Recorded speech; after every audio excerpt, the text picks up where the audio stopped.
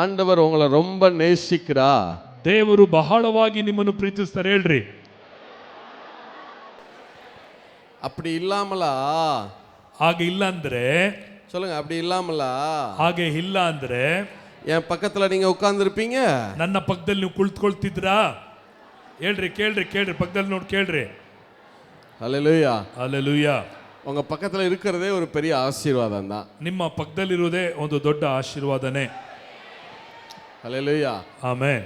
பழைய ஏற்பாட்டுல எல்லாரும் கானானை தேடி போனாங்க. ಹಳೆ ಒಡಂಬಡಿಕೆಯಲ್ಲಿ ಎಲ್ಲರೂ ಕಾನಾನನ್ನ ಹುಡುಕೊಂಡು ಹೋದ್ರು. அந்த பாலும் தேனும் ஓடுகிற கானானை நோக்கி போனாங்க. ಆ ಕಾನಾನು ಹಾಲು ಜೇನು ಹರಿಯುವ ದೇಶವನ್ನ ಹುಡುಕಿಕೊಂಡು ಹೋದ್ರು. ஆனா புதிய ஏற்பாட்டுல கர்த்தர் நம்ம ஒவ்வொருத்தரையுமே கானானாகத்தான் வைத்திருக்கிறார். ಆದರೆ ಹೊಸ ಒಡಂಬಡಿಕೆಯಲ್ಲಿ ದೇವರು ನಮ್ಮ ಒಬ್ಬೊಬ್ಬರನ್ನು ಆ ಕಾನಾನ್ ದೇಶವಾಗಿ ಇಟ್ಟಿದ್ದಾನೆ. உங்க எல்லைகளுக்குள்ள வருகிறதெல்லாம் ஆசீர்வதிக்கப்படும். ನಿಮ್ಮ ಎಲ್ಲೆಗಳಲ್ಲಿ ಬರುವಂತದ್ದೆಲ್ಲವೂ ಆಶೀರ್ವದಿಸಲ್ಪಟ್ಟದಾಗಿರುತ್ತದೆ. உங்களோடு சேருகிறவர்கள் எல்லாம் ஆசீர்வதிக்கப்படுவாங்க. ನಿಮ್ಮೊಂದಿಗೆ ಸೇರುವವರೆಲ್ಲರೂ ಆಶೀರ್ವಾದವನ್ನು ಹೊಂದಿದವರಾಗಿರುತ್ತಾರೆ. ஹல்லேலூயா. ಆಮೆನ್. சரி, நான் கர்த்தருடைய வார்த்தைக்கு நேராக கடந்து போகலாம். ನಾನು ದೇವರ ವಾಕ್ಯಕ್ಕೆ ನೇರವಾಗಿ ಹೋಗುತ್ತೇನೆ.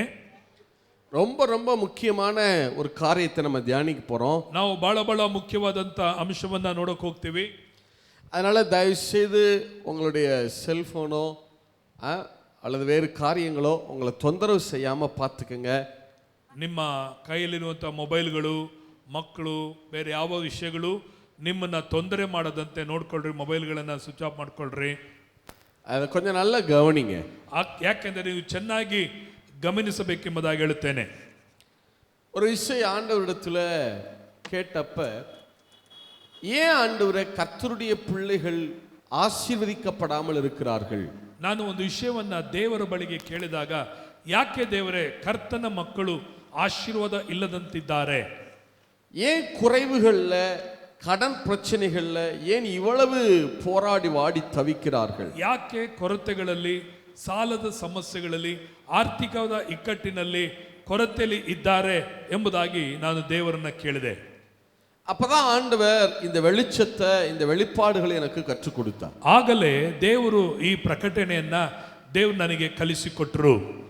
எங்களுடைய வாழ்க்கையை மாற்றின, ஆசீர்வதித்த ஒரு பெரிய சத்தியம் இது.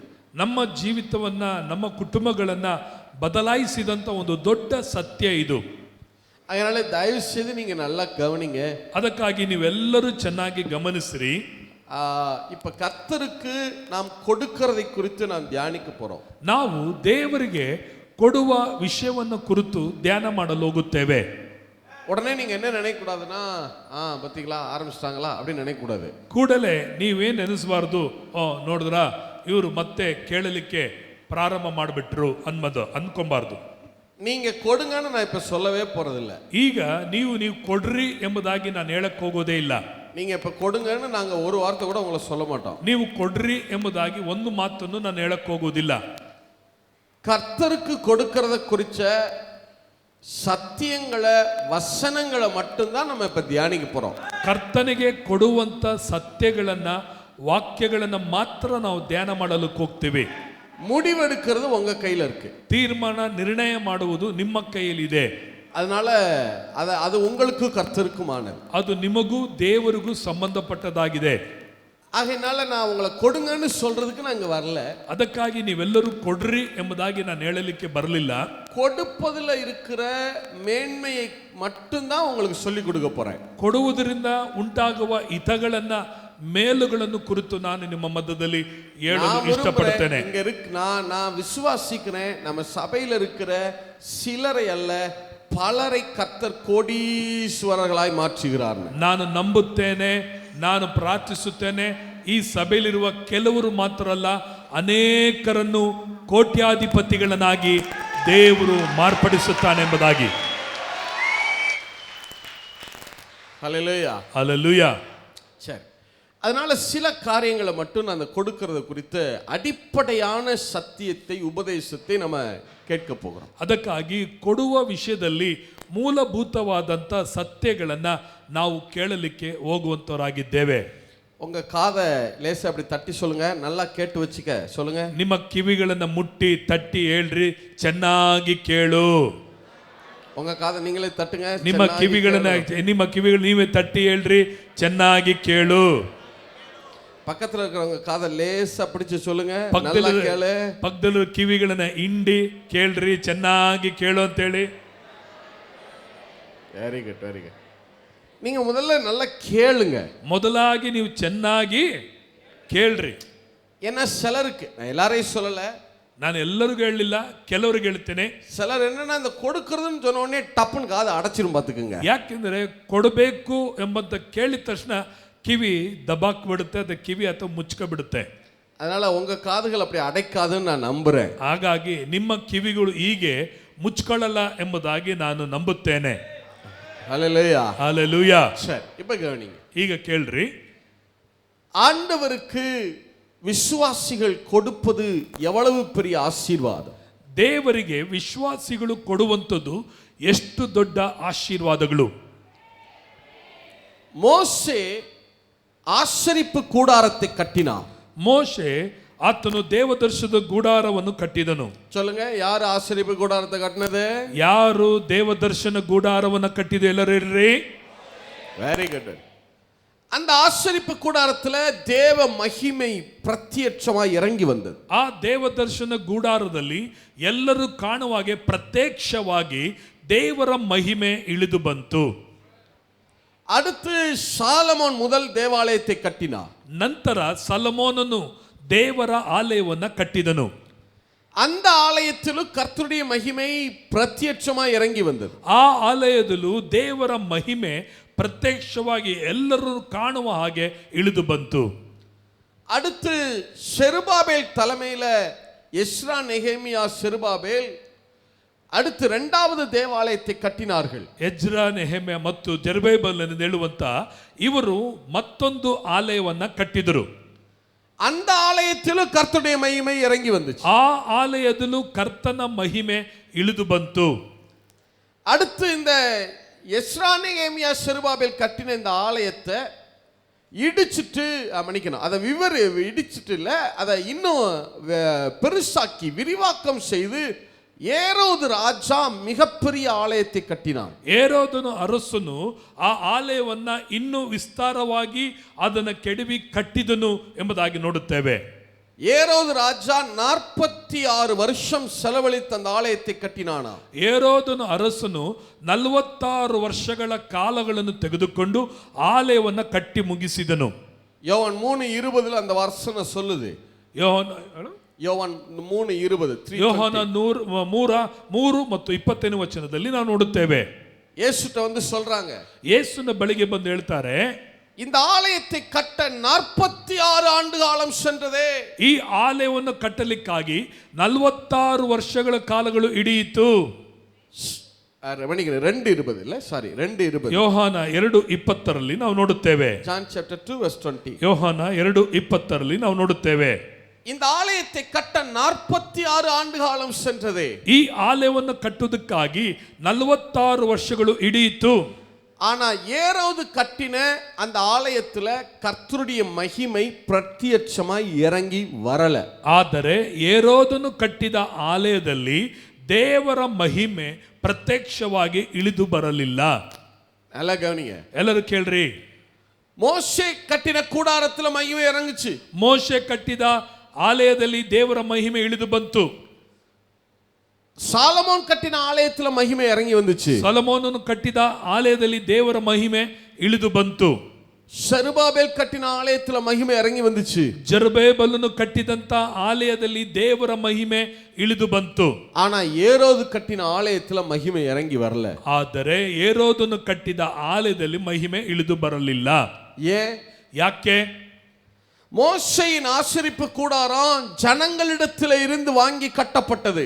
ಮೋಶೆಯ ದೇವದರ್ಶನದ ಗುಡಾರವನ್ನು ಜನರಿಂದ ಕಾಣಿಕೆಗಳನ್ನು ತೆಗೆದು ಕಟ್ಟಿದಂಥದ್ದು ದೇವರ ಆಲಯವಾಗಿತ್ತು. ஜனங்கள் காணிக்கைகளை கொடுத்து கட்டினாங்க. ಜನರು ಕಾಣಿಕೆಗಳನ್ನು ಕೊಟ್ಟು ಕಟ್ಟಿದರು. சாலமோனின் ஆலயமோ ஜனங்கள் காணிக்கைகளை கொடுத்து கட்டப்பட்டது. ಸೊಲೊಮೋನನ ಆಲಯವು ಜನರು ಕಾಣಿಕೆಗಳನ್ನು ಕೊಟ್ಟು ಕಟ್ಟಲ್ಪಟ್ಟದಾಗಿತ್ತು. செருபாபேலுடைய ஆலயமோ ஜனங்களுடைய பங்களிப்போது காಂಟ್ರಿಬ್ಯೂಷನோடு ಕಟ್ಟப்பட்டது. ಜೆರುಬ್ಬಾಬೆಲನು ಎಂದು ಹೇಳುವಂತವನು ಅವನು ಆಲಯವನ್ನು ಕಟ್ಟಿದಾಗ ಜನರು ಸಹ ಸಹಕಾರವನ್ನು ಮಾಡಿ ಆ ಆಲಯವು ಕಟ್ಟಲ್ಪಟ್ಟಿತು. ஆனா ஏரோது ஜனங்களிடத்துல வாங்கி கட்டல. ಆದರೆ ಏರೋದನು ಜನರಿಂದ ಪಡೆದು ಅವನು ಕಟ್ಟಲಿಲ್ಲ. நானே கட்டி காட்டுறேன், எனக்கு அவ்வளவு ஆஸ்தி இருக்கு, சொத்து இருக்குன்னு அவனா கட்டின அந்த ஆலயத்தை. ನಾನೇ ಕಟ್ಟುತ್ತೇನೆ, ನನ್ನ ಹತ್ರ ಹಣ ಆಸ್ತಿಗಳು ಉಂಟು ಎಂಬುದಾಗಿ ಹೇಳಿ ಅವನೇ ತಾನಾಗಿ ಆಲಯವನ್ನು ಕಟ್ಟಿದ. ஏன் நான் எப்படி கட்டி காட்டுறேன் பாருன்னு ஒன் மேன் ஆர்மி அதை கட்டினான். ನಾನು ಹೇಗೆ ಕಟ್ಟಿ ತೋರಿಸ್ತೇನೆ ಎಂಬುದಾಗಿ ಒಬ್ಬ ಒಂಟಿಗ ಸೈನಿಕನಾಗಿ ಅವನು ಕಟ್ಟಿ ತೋರಿಸಿದ. ಜನಗಳು ಎದುರು ಆಲಯ ಕಟ್ಟುಮಾನத்துக்கு எதுவும் கொடுக்கல.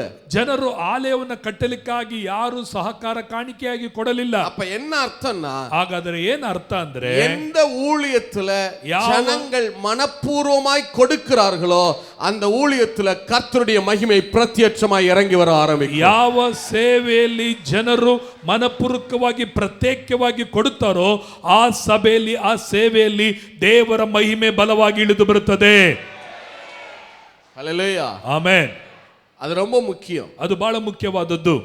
அதனால ஊழியத்துல ಜನங்களுடைய பங்களிப்பு அவசியம். ಅದಕ್ಕಾಗಿ ಸೇವೆಯಲ್ಲಿ ಸಹಭಾಗಿಗಳಾಗಿ ಕಾಣಿಕೆಗಳನ್ನು ಕೊಡುವಂಥದ್ದು ಬಹಳ ಮುಖ್ಯವಾದದ್ದು. இப்ப கவனிங்க, ಈಗ ಗಮನಿಸ್ರಿ. ஆக்சுவலா நம்ம இத காணிக்கைன்னு சொல்லிட்டே பழகிட்டோம். ಹೀಗೆ ನಾವು ಕಾಣಿಕೆ ಕಾಣಿಕೆ ಕಾಣಿಕೆ ಎಂಬುದಾಗಿ ಹೇಳಿ ಪಳಗಿಸಲ್ಪಟ್ಟವರಾಗಿ ನಾವು ಕಾಣಲ್ಪಟ್ಟೆವು. எபிரேய பாஷையில டெருமா என்று சொல்லுவாங்க. TERUMAH, டெருமா என்று சொல்லுவாங்க. ಇಬ್ರಿಯ ಭಾಷೆಯಲ್ಲಿ ಟೆರುಮಾ ಎಂಬುದಾಗಿ ಹೇಳುವಂತರಾಗಿರುತ್ತಾರೆ. டெருமா அப்படின்னா பங்களிப்பு, கான்ட்ரிபியூஷன். ಟೆರುಮಾ ಅದರ ಅರ್ಥ ಸಹಭಾಗಿಗಳಾಗುವುದು ಎಂಬುದಾಗಿ. பங்களிப்பு ಅಂದರೆ ಸಹಭಾಗಿಗಳಾಗಿ ಹಂಚಿಕೊಡುವುದು. தேவனுடைய ராஜ்யம் கட்டப்படுவதற்கு நான் என்னுடைய பங்கை நான் கொடுக்கிறேன். ದೇವರ ರಾಜ್ಯವನ್ನು ಕಟ್ಟುವುದಕ್ಕಾಗಿ ನನ್ನ ಭಾಗವನ್ನು ನಾನು ಕೊಡುತ್ತೇನೆ. நம்ம இந்த காணிக்கைன்னு சொல்றதே ஒரு மாதிரி ஆயிடுச்சு. ಈಗ ಕಾಣಿಕೆ ಕಾಣಿಕೆಯನ್ನು ನೋಡುವುದೇ ಅದೇನೋ ಒಂದು ಭಿಕ್ಷೆ ಎತ್ತಂಗ ಆಗ್ಬಿಡ್ತು. தேவ ராஜ்யம் கட்டப்படுவதற்கு என்னுடைய பங்கு. ದೇವರ ರಾಜ್ಯವನ್ನು ಕಟ್ಟುವುದಕ್ಕಾಗಿ ನನ್ನ ಪಾಲು. தேவன் வானத்தையும் பூமியையும் படைத்த தேவனுடைய ராஜ்யம் இந்த பூமியில கட்டப்பட வேண்டும். அதற்காக நான் என்னுடைய பங்கை கொடுக்கிறேன். ದೇವರ ರಾಜ್ಯವನ್ನು ಕಟ್ಟಲ್ಪಡಲಿಕ್ಕಾಗಿ ನಾನು ನನ್ನ ಪಾಲನ್ನು ದೇವರಿಗೆ ಕೊಡುತ್ತೇನೆ ಎಂಬುದು ತೀರ್ಮಾನಿಸುವಂತದ್ದಾಗಿದೆ. சரி, இப்ப கவனிங்க. ಈಗ ಕೇಳ್ರಿ, யாரு பிரதர் இந்த சிஸ்டத்தை ஏற்படுத்தினது? ಈ ಪಾಲನ್ನು ಕೊಡುವಂಥದ್ದನ್ನ ಯಾರು ನೇಮಿಸಿದ್ದು, ಯಾರು ಹೇಳಿದ್ದು? ஜனங்கள் கர்த்தருக்கு கொடுக்கணும், ಜನರು ಕರ್ತನಿಗೆ ಕೊಡಬೇಕು. அதை ஊழியக்காரர்கள் பெற்று ஊழியத்தில் செலவு செஞ்சுட்டு மீதியானதை எடுத்து அவங்க குடும்பம் சாப்பிடணும். ಸೇವೆಗೆ ಜನರು ಕೊಡವರಾಗಿರಬೇಕು, ಅದು ಸೇವೆಗೆಂದು ಉಪಯೋಗವಾಗಿರಬೇಕು ಮತ್ತು ಇರುವಂತ ನಿಮ್ಮ ಸಭಾಪಾಲಕರು ಮತ್ತು ಅವರ ಕುಟುಂಬದವರು ಅದನ್ನು ತಿನ್ನುವರಾಗಿರಬೇಕು. இந்த சிஸ்டத்தை ஏற்படுத்தினது யாரு? ಈ ಒಂದು ವಿಭಾಗವನ್ನ, ಈ ಒಂದು ಭಾಗವನ್ನ ನೇಮಿಸಿದವರು ಯಾರು? லேவியராகம புஸ்தகம் 10வது அதிகாரம் 12-13. Leviticus chapter 10 verses 12 and 13. ಯಾಜಕ ಕಾಂಡ 10ನೇ ಅಧ್ಯಾಯ 12 ಮತ್ತು 13ನೇ ವಚನವನ್ನ ನೀವು ಓದಿಕೊಳ್ಳಬಹುದು. ಯಾಜಕ ಕಾಂಡ 10ನೇ ಅಧ್ಯಾಯ 12, 13. ಮೋಶೆ ಆರೋನನಿಗೂ ಅವನ ಉಳಿದ ಮಕ್ಕಳಾದ ಎಲ್ಲಾಜರ್, ಇತಾಮರ್ ಎಂಬುವರಿಗೂ ಯೆಹೋವನಿಗೆ ಅಗ್ನಿಯ ಮೂಲಕ ಸಮರ್ಪಿತವಾದ ದ್ರವ್ಯಗಳಲ್ಲಿ ಮಿಕ್ಕಿರುವ ನೈವೇದ್ಯ ದ್ರವ್ಯಗಳನ್ನು ತೆಗೆದುಕೊಂಡು ಅದರಿಂದ ಉಳಿಯಿಲ್ಲದ ರೊಟ್ಟಿಗಳನ್ನು ಮಾಡಿಸಿ ಯಜ್ಞವೇದಿಯ ಬಳಿಯಲ್ಲಿ ಊಟ ಮಾಡಬೇಕು. ಅದು ಮಹಾಪರಿಶುದ್ಧವಾಗಿರುವುದರಿಂದ ಪವಿತ್ರ ಸ್ಥಳದೊಳಗೆ ಅದನ್ನು ಊಟ ಮಾಡಬೇಕು. ಜನರು ಯೆಹೋವನಿಗೆ ಸಮರ್ಪಿಸುವ ಹೋಮ ದ್ರವ್ಯಗಳಲ್ಲಿ ಅದು ನಿನಗೂ ನಿನ್ನ ಮಕ್ಕಳಿಗೂ ಸಲ್ಲತಕ್ಕದೆಂದು ಅಪ್ಪಣೆಯಾಗಿದೆ. மோசே ஆரோனையும் மீதியாயிருந்த அவன் குமாரனாகிய எலெயாசாரையும் இத்தமாரையும் நோக்கி, நீங்கள் கர்த்தருடைய தகன பலிகளில் மீதியானதை எடுத்து பலிபீட தண்டையிலே புசிப்பில்லாததாக புசியுங்கள். அது மகா பரிசுத்தமானது. அதை பரிசுத்த ஸ்தலத்திலே புசியுங்கள். அது கர்த்தருடைய தகன பலிகளில் உனக்கும் உன் குமாரருக்கும் ஏற்படுத்தப்பட்டதாயிருக்கிறது. இப்படி கட்டளை பெற்றிருக்கிறேன். இப்ப மோசே சொல்றார் ஆரோனையும் அவன் குமாரரையும் பார்த்து. ಈಗ ಮೋಶೆ ಆರೋನನು ಮತ್ತು ಅವರ ಮಕ್ಕಳನ್ನು ನೋಡಿ ಹೇಳುತ್ತಾನೆ, ಜನங்கள் பலிகளை கொண்டு வந்திருக்காங்க, ಜನರು ಬಲಿಗಳನ್ನು ತಂದಿದ್ದಾರೆ, காணிக்கைகளை கொண்டு வந்திருக்காங்க, ಕಾಣಿಕೆಗಳನ್ನು ಕೊಂಡು ಬಂದಿದ್ದಾರೆ. அத பலி செலுத்திட்டு ಅದನ್ನು மீதியானதை எடுத்து நீ உன் குமாரரும் புசிங்க. ನೀವು ಬಲಿಯನ್ನು ಸಮರ್ಪಿಸಿ ಉಳಿದದನ್ನು ನೀನು ನಿನ್ನ ಮಕ್ಕಳಿಗೆ ಸಲ್ಲತಕ್ಕದು ಎಂಬುದಾಗಿ ಅಪ್ಪಣೆಯಾಗಿದೆ. இத கர்த்தரிடத்திலிருந்து கட்டளையாய் பெற்றிருக்கிறேன். ಇದು ಕರ್ತನಿಂದ ನಾನು ಆಜ್ಞೆಯಾಗಿ ಹೊಂದಿದ್ದೇನೆ. அப்ப என்ன அர்த்தம்னா, ಹಾಗಾದ್ರೆ ಏನ್ ಅರ್ಥ ಅಂದ್ರೆ, இந்த ಸಿಸ್ಟத்தை செலவு செய்யணும், ಅದನ್ನು ತೆಗೆದು ಸೇವೆಯಲ್ಲಿ ಅದನ್ನ ಖರ್ಚು ಮಾಡಬೇಕು. செலவு செய்தது போக மீதியானதை எடுத்து அதை தன்னுடைய குடும்பத்தாரும் அவரும் புசிக்கணும். ಅದು ಖರ್ಚು ಅದುಗಳನ್ನು ಹೋಗಿ ಉಳಿದದನ್ನ ಸೇವಕರು ಮತ್ತು ಅವರ ಮಕ್ಕಳು ಅದನ್ನು ಉಪಯೋಗಿಸಬೇಕು. இந்த ಸಿಸ್ಟத்தை ஏற்படுத்தினது மனிதர்கள் அல்ல, கர்த்தர். ಈ ಒಂದು ಭಾಗವನ್ನ ನಿಯಮವನ್ನ ಸೃಷ್ಟಿ ಮಾಡಿದ್ದು ಮನುಷ್ಯರು ಅಲ್ಲ, ದೇವರು ಇದನ್ನು ಸೃಷ್ಟಿ ಮಾಡಿದ್ದಾರೆ. ஹல்லேலூயா, ஹல்லேலூயா. இதை எந்த ஸ்தாபன தலைவரும் உருவாக்கல. ಇದು ಯಾವ ಒಂದು ಸಂಸ್ಥೆಯ ನಾಯಕರುಗಳು ಇದನ್ನ ಸೃಷ್ಟಿ ಮಾಡಲಿಲ್ಲ. எந்த பழைய ஏற்பாட்டு பரிசுத்தவான்களும் இந்த சிஸ்டத்தை கொண்டு வரல. ಹಳೆ ಒಡಂಬಡಿಕೆಯಲ್ಲಿರುವಂತ ಪರಿಶುದ್ಧವಂತರುಗಳು ಈ ನಿಯಮಗಳನ್ನ ಕೊಂಡು ಬರಲಿಲ್ಲ. மோசேயோ ஆரோனோ இப்படி செய்யல. ಮೋಶೆ ಆರೋನರು ಇದನ್ನು ಮಾಡಲಿಲ್ಲ. அல்லது புதிய ஏற்பாட்டு பரிசுத்தவான்களால கொண்டு வரப்பட்டதல்ல. ಹೊಸ ಒಡಂಬಡಿಕೆಯಲ್ಲಿರುವಂತ ಪರಿಶುದ್ಧವಂತರುಗಳಿಂದಲೂ ಬಂದದ್ದು ಅಲ್ಲ. இந்த சிஸ்டத்தை ஏற்படுத்தினவர் வானத்தையும் பூமியையும் படைத்த கர்த்தர். ಈ ಒಂದು ವಿಭಾಗವನ್ನ ನಿಯಮವನ್ನ ಸೃಷ್ಟಿ ಮಾಡಿದ್ದು ಆಕಾಶ ಭೂಮಿಯನ್ನು ಉಂಟು ಮಾಡಿದ ಕರ್ತನು ಆಗಿದ್ದಾನೆ. ஹல்லேலூயா, ஹல்லேலೂயா. உடனே நீங்க என்ன நினைச்சுக்கிற கூடாதுன்னா, இதெல்லாம் மனிதர்கள் இப்படி செய்யறாங்கன்னு நினைக்க கூடாது. ಈಗೆಲ್ಲ ಹೇಳುವಾಗ ಮನುಷ್ಯರುಗಳಿಂದ ಇದು ಬಂದದ್ದು ಎಂಬುದಾಗಿ ನೀವು ಎಂದಿಗೂ ಎಣಿಸಬಾರದು. இத மனுஷங்க ஏற்படுத்தல, கர்த்தர் தான் இதை ஏற்படுத்தியிருக்கார். ಇದು ಮನುಷ್ಯರುಗಳು ಏರ್ಪಡಿಸಲಿಲ್ಲ, ದೇವರು ಇದನ್ನು ಏರ್ಪಡಿಸಿದ್ದಾನೆ. சரி, அடுத்து ஒரு கேள்வி வரும் உங்களுக்கு. ಮತ್ತೊಂದು ಪ್ರಶ್ನೆ ನಿಮಗೆ ಬರಬಹುದು. எதுக்காக பிரதர் ஆண்டவர் இப்படி செஞ்சாரு? ಏನಕ್ಕಾಗಿ ಬ್ರದರ್ ದೇವರು ಈ ರೀತಿಯಾಗಿ ಮಾಡಿದ್ರು? ஜனங்கள் கர்த்தருக்கு கொடுத்து, ಜನರು ಕರ್ತನಿಗೆ ಕೊಟ್ಟು ஊழியத்துல செலவு செய்தது போக ಕರ್ತ ಸೇವೆಯಲ್ಲಿ ಖರ್ಚುಗಳನ್ನು ಮಾಡಿದ ನಂತರ மீதியானதை ஊழியர்கள் புசிக்கட்டும், ಉಳಿದುದನ್ನ ಸೇವಕರು ತಿನ್ನಲಿ. இதை எதுக்காக இப்படி ஆண்டவர் ஏற்படுத்தினார்? ಏನಕ್ಕಾಗಿ ದೇವರು ಹೀಗೆ ಇದನ್ನ ಏರ್ಪಡಿಸಿದರು? உபாகம புஸ்தகம் 14வது அதிகாரம் 22வது வசனம். Deuteronomy chapter 14 verse 22. ಧರ್ಮೋಪದೇಶ ಕಾಂಡ 14ನೇ ಅಧ್ಯಾಯ 22ನೇ ವಚನವನ್ನ ನೀವು ಓದಿಕೊಳ್ಳಬಹುದು. ಪ್ರತಿ ವರ್ಷದ ನಿಮ್ಮ ಹೊಲದ ಬೆಳೆಯಲ್ಲಿ ದಶಮ ಭಾಗವನ್ನು ಪ್ರತ್ಯೇಕಿಸಬೇಕು. 23. ಧಾನ್ಯ, ದ್ರಾಕ್ಷೆ, ಎಣ್ಣೆ ಇವುಗಳಲ್ಲಿ ದಶಮ ಭಾಗವನ್ನು, ದನ ಕುರಿಗಳ ಚೊಚ್ಚಲು ಮರಿಗಳನ್ನು ನಿಮ್ಮ ದೇವರಾದ ಯೆಹೋವನ ಸನ್ನಿಧಿಯಲ್ಲಿ ಆತನು ತನ್ನ ಹೆಸರನ್ನು ಸ್ಥಾಪಿಸಿಕೊಳ್ಳುವುದಕ್ಕೆ ಆದುಕೊಳ್ಳುವ ಸ್ಥಳದಲ್ಲೇ ನೀವು ತಿನ್ನಬೇಕು. ಹೀಗೆ ನಿಮ್ಮ ದೇವರಾದ ಯೆಹೋವನಲ್ಲೇ ಯಾವಾಗಲೂ ಭಯಭಕ್ತಿಯುಳ್ಳವರಾಗಿರುವುದನ್ನು ಅಭ್ಯಾಸ ಮಾಡಿಕೊಳ್ಳುವಿರಿ. நீ உன் தேவனாகிய கர்த்தருக்கு எப்பொழுதும் பயந்திருக்க பழகும்படிக்கு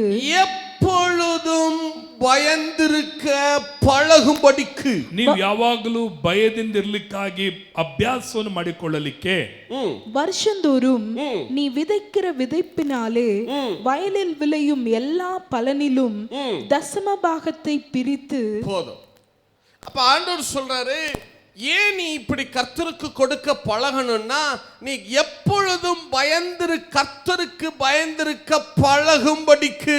23ನೇ ವಚನದಲ್ಲಿ ನೋಡುತ್ತೇವೆ, ಏನಕ್ಕಾಗಿ ನಾವು ದೇವರಿಗೆ ಕೊಡಬೇಕೆಂದ್ರೆ ಹೀಗೆ ನಿಮ್ಮ ದೇವರಾದ ಯೆಹೋವನಲ್ಲೇ ಯಾವಾಗಲೂ ಭಯ ಭಕ್ತಿ ಉಳ್ಳವರಾಗಿರುವುದನ್ನು ಅಭ್ಯಾಸ ಮಾಡಿಕೊಳ್ಳುವಿರಿ. அப்ப எப்பொழுதெல்லாம் நீங்க கர்த்தருக்கு கொடுக்கிறீர்களோ அப்பொழுதெல்லாம் கர்த்தருக்கு பயப்படுகிற பயம் உங்களுக்குள்ளே ಸೃಷ್ಟಿக்கப்பட ஆரம்பிக்கும். ನೀವು ಯಾವಾಗೆಲ್ಲ ಕರ್ತನಿಗೆ ಕೊಡುವಂತ ಅಭ್ಯಾಸವನ್ನ ಮಾಡಿಕೊಳ್ಳುತ್ತೀರೋ ಆಗ ದೇವರ ಮೇಲೆ ನಿಮಗೆ ಭಯ ಭಕ್ತಿ ಉಂಟಾಗಿರುತ್ತದೆ. ஹல்லேலூயா. ஹல்லேலೂಯಾ.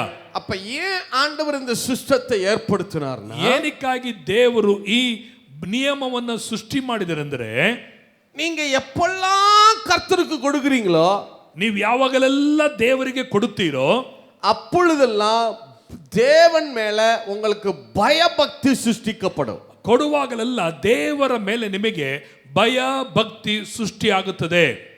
நான் உங்களுக்கு ஒரு ஆலோசனை சொல்லட்டுமா? ನಾನು ನಿಮಗೊಂದು ಆಲೋಚನೆ ಹೇಳ.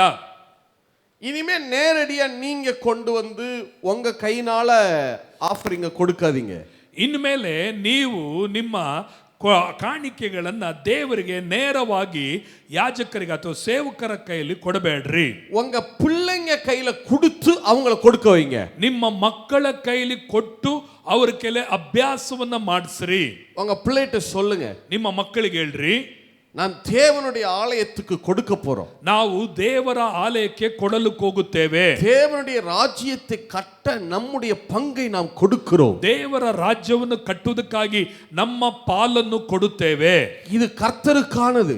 ಇದು ಕರ್ತನಿಗೆ ಸಂಬಂಧಪಟ್ಟದ್ದು. உங்க பிள்ளைகிட்ட கையில கொடுங்க ಎಂದು ಹೇಳಿ ನಿಮ್ಮ ಮಕ್ಕಳ ಕೈಯಲ್ಲಿ ಕೊಡ್ರಿ. உங்க பிள்ளையை கொண்டு வந்து அத ஊழியருடைய கையில கொடுக்க வைங்க. ಅದನ್ನು ತೆಗೆದುಕೊಂಡು ಬಂದು ನಿಮ್ಮ ಸೇವಕರ ಕೈಯಲ್ಲಿ ಕೊಡುವಾಗೆ ಮಾಡ್ರಿ. உங்க பிள்ளைகிட்ட கொடுத்து அத காணிக்கை பெட்டியில போட வைங்க. ನಿಮ್ಮ ಮಕ್ಕಳ ಕೈಯಲ್ಲಿ ಕೊಟ್ಟು ಕಾಣಿಕೆ ಪೆಟ್ಟಿಗೆಯಲ್ಲಿ ಹಾಕ್ಸ್ರಿ. நான் கர்த்தருடைய நாமத்துல சொல்றேன், ನಾನು ಕರ್ತನ ನಾಮದಲ್ಲಿ ಹೇಳುತ್ತೇನೆ, உங்க பிள்ளைங்க கர்த்தருக்கு பயப்படுகிற பயத்துல வளர ஆரம்பிப்பாங்க. ನಿಮ್ಮ ಮಕ್ಕಳೆಲ್ಲರೂ ಕರ್ತನಿಗೆ ಭಯಪಡುವಂತ ಭಯ ಭಕ್ತಿಯಲ್ಲಿ ಬೆಳೆಯುವಂತರಾಗಿರುತ್ತಾರೆ. ನಾಮೇನೆ ಅಂತ ಹೇಳೋಣ.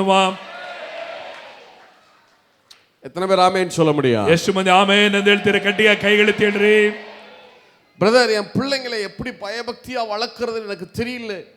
ಬ್ರದರ್, ನಮ್ಮ ಮಕ್ಕಳನ್ನ ಹೇಗೆ ಭಯಭಕ್ತಿಯಲ್ಲಿ ನಡೆಸಬೇಕು ನನಗೆ ಗೊತ್ತಿಲ್ಲ. இந்த உலகம் ரொம்ப மோசமா இருக்கு. ಈ ಲೋಕ ಬಹಳ ಮೋಸವಾಗಿ ಹೋಗ್ತಾ ಇದೆ. நான் என்ன செய்யட்டும்? ನಾನು ಏನ್ ಮಾಡ್ಲಿ? ஒண்ணு செய்யாதீங்க. ಏನು ಮಾಡಬೇಡ್ರಿ. உங்க பிள்ளை கையில கொடுத்து ஆஃபரிங்க கொடுக்க வைங்க. ನಿಮ್ಮ ಮಕ್ಕಳ ಕೈಯಲ್ಲಿ ಕಾಣಿಕೆಗಳನ್ನು ಕೊಟ್ಟು ಕೊಡುವಾಗೆ ಮಾರ್ಪಡಿಸಿರಿ. ஆட்டோமேட்டிக்கா கர்த்தருக்கு பயப்படுகிற பயம் உருவாக ஆரம்பிச்சிடும். ಕರ್ತನಿಗೆ ಆಟೋಮೆಟಿಕ್ ಆಗಿ ಭಯಪಡುವಂತ ಭಯ ಆರಂಭವಾಗುತ್ತದೆ. ஹல்லேலூயா. ಹಲ್ಲೆಲೂಯಾ. எத்தனை பேர் ஆமென் சொல்ல முடியும்? ಎಷ್ಟು ಮಂದಿ ಆಮೇನ್ ಎಂದು ಹೇಳ್ತೀರಿ? உங்க பிள்ளைய பழக்குங்க. ನಿಮ್ಮ ಮಕ್ಕಳನ್ನ ಅಭ್ಯಾಸ ಮಾಡಿಸ್ರಿ. ஒரு 100 ரூபாய் கொடுங்க. 100 ರೂಪಾಯಿ ಒಂದು ಕೊಡ್ರಿ. தப்பே இல்ல. ತಪ್ಪೇ ಇಲ್ಲ. ஆனா சொல்லுங்க, ಆದರೆ ಹೇಳ್ರಿ, இங்க வா, ಇಲ್ಲಿ ಬಾ, நான் 100 ரூபாய் தர்றேன். ನಾನು 100 ರೂಪಾಯಿ ಕೊಡ್ತೇನೆ. அதுல 10 ரூபாய் கர்த்தருக்குரியது. ಅದಲ್ಲಿ 10 ರೂಪಾಯಿ ದೇವರದು. 10 ரூபாய் நோட்டா மாத்தி கொடுங்க. 10 ರೂಪಾಯಿ ನೋಟುಗಳನ್ನ ಕೊಡ್ರಿ ಅವರಿಗೆ 100 ರೂಪಾಯಿ ಆಗಿ. 100 ரூபாய் தால 10 10 கொடுங்க. 10 ನೋಟು கொடுங்க. ನೀವು 100 ರೂಪಾಯಿ ನಿಮ್ಮ ಮಕ್ಕಳಿಗೆ ಕೊಟ್ಟು ಅದರಲ್ಲಿ 10 ರೂಪಾಯಿಗೆ ಕೊಡ್ರಿ. 10 ரூபாய் எடுத்து தனியா வை.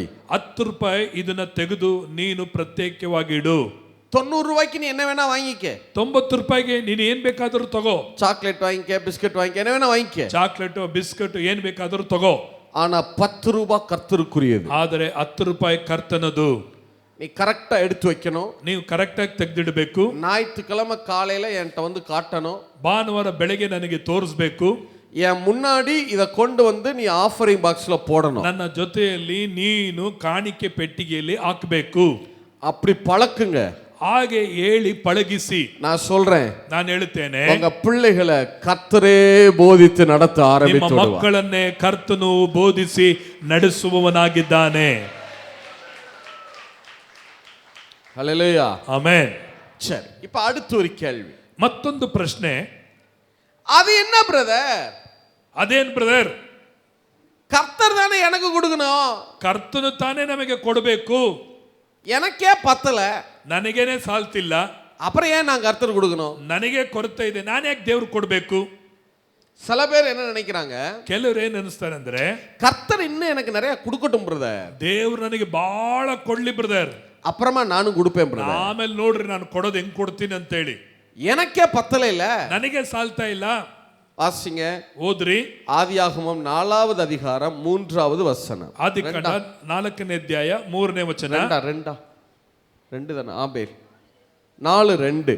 4:2 ಓದ್ರಿ. ತರುವಾಯ ಅವನ ತಮ್ಮನಾದ ಹೆಬೇಲನನ್ನು ಹೆತ್ತಳು. ಹೆಬೇಲನು ಕುರಿ ಕಾಯುವವನಾದನು, ಕಾಯಿನನು ವ್ಯವಸಾಯ ಮಾಡುವವನಾದನು. பின்பு அவனுடைய சகோதரனாகிய ஆபேலை பெற்றால், ஆபேல் ஆடுகளை மேய்க்கிறவனானான், காயின் நிலத்தை பயிரிடுகிறவனானான். சில நாள் சென்ற பின்பு காயின் நிலத்தின் கனிகளை கர்த்தருக்கு காணிக்கையாக கொண்டு வந்தான். ஆபேலும் தன் மந்தையின் தலையீற்றுகளிலும் அவைகளில் கொழுமையானவைகளிலும் சிலவற்றை கொண்டு வந்தான். ஆபேலையும் அவன் காணிக்கையையும் கர்த்தர் அங்கீகரித்தார். 2-3 ಓದ್ಕೊಳ್ಳೋಣ ಕನ್ನಡದಲ್ಲಿ. 2-4. ಕಾಲಾಂತರದಲ್ಲಿ ಕಾಯಿನನು ಹೊಲದ ಬೆಳೆಯಲ್ಲಿ ಕೆಲವನ್ನು ತಂದು ಯೆಹೋವನಿಗೆ ಕಾಣಿಕೆಯಾಗಿ ಸಮರ್ಪಿಸಿದನು. 4. ಹೇಬೇಲನು ಹಾಗೆಯೇ ತನ್ನ ಹಿಂಡಿನಿಂದ ಚೊಚ್ಚಲ ಕುರಿಗಳನ್ನು ಕಾಣಿಕೆಯಾಗಿ ತಂದು ಅವುಗಳ ಕೊಬ್ಬಗಳನ್ನು ಹೋಮ ಮಾಡಿದನು. இப்ப கவனிங்க, ಈಗ ಕೇಳ್ರಿ, 2 பேர் கர்த்தருக்கு காணிக்கை கொண்டு வர்றாங்க. ಇಬ್ಬರು ಕರ್ತನಿಗೆ ಕಾಣಿಕೆಯನ್ನು ತರ್ತಾರೆ. ஒருத்தன் காயின், ಒಬ್ಬನು ಕಾಯನು, ஒருத்தன் ஆபேல். ಇನ್ನೊಬ್ಬನು ಆಬೇಲನು. காயின் நிலத்தை பயிரிடுகிறவன், அதாவது விவசாயம். ಒಬ್ಬ ಕಾಯಿನು ಆತನು ಒಬ್ಬ ವ್ಯವಸಾಯಗಾರನು, ರೈತನು ಆಗಿದ್ದನು. ஆபேல் ஆடு மேய்க்கிற வேலையை செஞ்சான். ಏಬೇಲನು ಕುರಿ ಕಾಯಿಗಳು ಅಂತ ಕೆಲಸವನ್ನು ಮಾಡುತ್ತಿದ್ದ. இப்ப ஏன் கர்த்தர் காயினையும் அவன் காணிக்கையை அங்கீகரிக்கல? ಯಾಕೆ ದೇವರು ಕಾಯನನ್ನು ಅವನ ಕಾಣಿಕೆಯನ್ನು ಅಂಗೀಕರಿಸಲಿಲ್ಲ? ஏன் கர்த்தர் ஆபேலையும் அவன் காணிக்கையை அங்கீகரிச்சார்? ಯಾಕೆ ಏಬೇಲನನ್ನು ಅವನ ಕಾಣಿಕೆಯನ್ನು ದೇವರು ಅಂಗೀಕರಿಸಿದರು? நம்ம என்ன நினைக்கிறோம்னா, காயின் பூச்சி கத்திரிக்காயா கொடுத்தான்னு நினைக்கிறோம். ನಾವೇನು ಅನಿಸ್ತೇವೆ, ಕಾಯನು ಅದು ಉಳ ಬಿದ್ದ ಕಾಯಿ ತರಕಾರಿಗಳನ್ನು ಕೊಟ್ಟಿರ್ತಾನೆ ಎಂಬುದಾಗಿ. ஆக்சுவலா உண்மை என்னன்னா, அவனும் நல்லதா தான் கொடுத்தான். ನಿಜವಾಗಿ ನೋಡಬೇಕಾದ್ರೆ ಅವನು ಕೊಡುವಾಗ ಒಳ್ಳೆದನ್ನೇ ಕೊಟ್ಟ. உண்மையை சொன்னா காயின் தான் முதல்ல கொடுத்தான். ನಿಜವಾಗಿ ಹೇಳಬೇಕಾದ್ರೆ ಕಾಯಿನೇ ಏಬೇಲನಿಗಿಂತ ಮೊದಲು ಕೊಟ್ಟವನು. ஆபேல் அப்புறம் தான் காணிக்கை கொண்டு வந்தான். ನಂತರ ಏಬೇಲನು ತಂದು ಕೊಟ್ಟನು. ஏன் ஆபேலை கர்த்தர் அங்கீகரிச்சார்? ಏಕೆ ದೇವರು ಏಬೇಲನನ್ನ ಅಂಗೀಕರಿಸಿದ್ರು? இப்ப கவனிங்க, ಈಗ ಕೇಳ್ರಿ, காயின் நிலத்தை, காயின் அப்படின்னா என்ன அர்த்தம்னா, சம்பத்துக்காரன், சொத்துள்ளவன். ಕಾಯಿನ್ ಅದರ ಅರ್ಥ ಏನಂದ್ರೆ ಸಂಪತ್ತು ಉಳ್ಳವನು, ಸಿರಿ ಸಂಪತ್ತು ಉಳ್ಳಂತ ವ್ಯಕ್ತಿ. எபிரேய பாஷையில காயின் அப்படின்னா சம்பத்துக்காரன், சொத்து மிகுந்தவன். ಕಾಯಿನ್ ಅಂತ ಹೇಳಬೇಕಾದ್ರೆ ಎಬ್ರೇ ಭಾಷೆಯಲ್ಲಿ ಸಿರಿ ಸಂಪತ್ತುಗಳನ್ನು ಉಳ್ಳವನು ಎಂಬುದಾಗಿ. அவன்கிட்ட நிறைய, அவன் நிலத்தை பயிரிடுகிறவன் தானே, ಅವನು ಬಹಳ ಬೆಳೆಗಳನ್ನ ಬೆಳೆಯುವವನು ತಾನೆ. நிறைய காய்கறி விளைஞ்சிருக்கு, ಬಹಳ ತರಕಾರಿಗಳು ಬೆಳೆಯುತ್ತದೆ, நிறைய பழங்கள் இருக்கு, ಅನೇಕ ವಿಧವಾದ ಹಣ್ಣುಗಳು ಉಂಟು, கீரைகள்லாம் நிறைய இருக்கு, ಕಾಯಿ ಪಲ್ಯಗಳು ಬಹಳಷ್ಟು ಉಂಟು, இல்ல வெரைட்டியா காய்கறி, ವಿಧವಾದಂತ ತರಕಾರಿಗಳು ಹಣ್ಣುಗಳು ಅವನ ಹತ್ರ ಇದೆ, வெரைட்டியா பழங்கள், ವಿಧವಾದ ಹಣ್ಣು ಹಂಪಲಗಳು நிறைய இருக்கு அவன்கிட்ட. ಅವನ ಹತ್ರ ಬಹಳಷ್ಟು ಹೆಚ್ಚೆಚ್ಚು ಇದೆ. ஆனா ஆபேல் அப்படி இல்ல. ಆದರೆ ಏಬೇಲನ ಹಾಗೆ ಅಲ್ಲ. ஆபேல் அப்படின்னா என்ன அர்த்தம்னா, குறை உள்ளவன் அப்படின்னு அர்த்தம். ಏಬೇಲನು ಅದರ ಅರ್ಥ ಕೊರತೆ ಉಳ್ಳವನು ಎಂಬುದಾಗಿ. ಅನ್ಸಾಟಿಸ್ಫೈಡ್ ಪರ್ಸನ್, ತೃಪ್ತಿ ಇಲ್ಲದವನ್, ಅಂದರೆ ತೃಪ್ತಿಕರವಾಗಿ ಉಳ್ಳಂತ ಮನುಷ್ಯನಾಗಿರಲಿಲ್ಲ, ಸಮೃದ್ಧಿ ಉಳ್ಳವನಾಗಿರಲಿಲ್ಲ.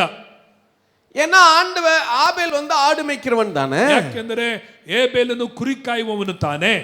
ஆண்டவர் எத்தனை ஜோடி ஆடுகளை உண்டு பண்ணினார்? ದೇವರು ಎಷ್ಟು ಜೋಡಿ ಕುರಿಗಳನ್ನ ದೇವರು ಸೃಷ್ಟಿ ಮಾಡಿದನು அது நமக்கு தெரியல, ಅದು ನಮಗೆ ಗೊತ್ತಿಲ್ಲ. 2 ஜோடிய படைச்சாரா 3 ஜோடி படைச்சாரான்னு நமக்கு தெரியல. 2 ಜೋಡಿ ಉಂಟು ಮಾಡಿದ್ರ 4 ಜೋಡಿ ಸೃಷ್ಟಿ ಮಾಡಿದ್ರ ಗೊತ್ತಿಲ್ಲ ನಮಗೆ. ஒரு சில ஜோடிகள் தான் இருக்கு ஆடு.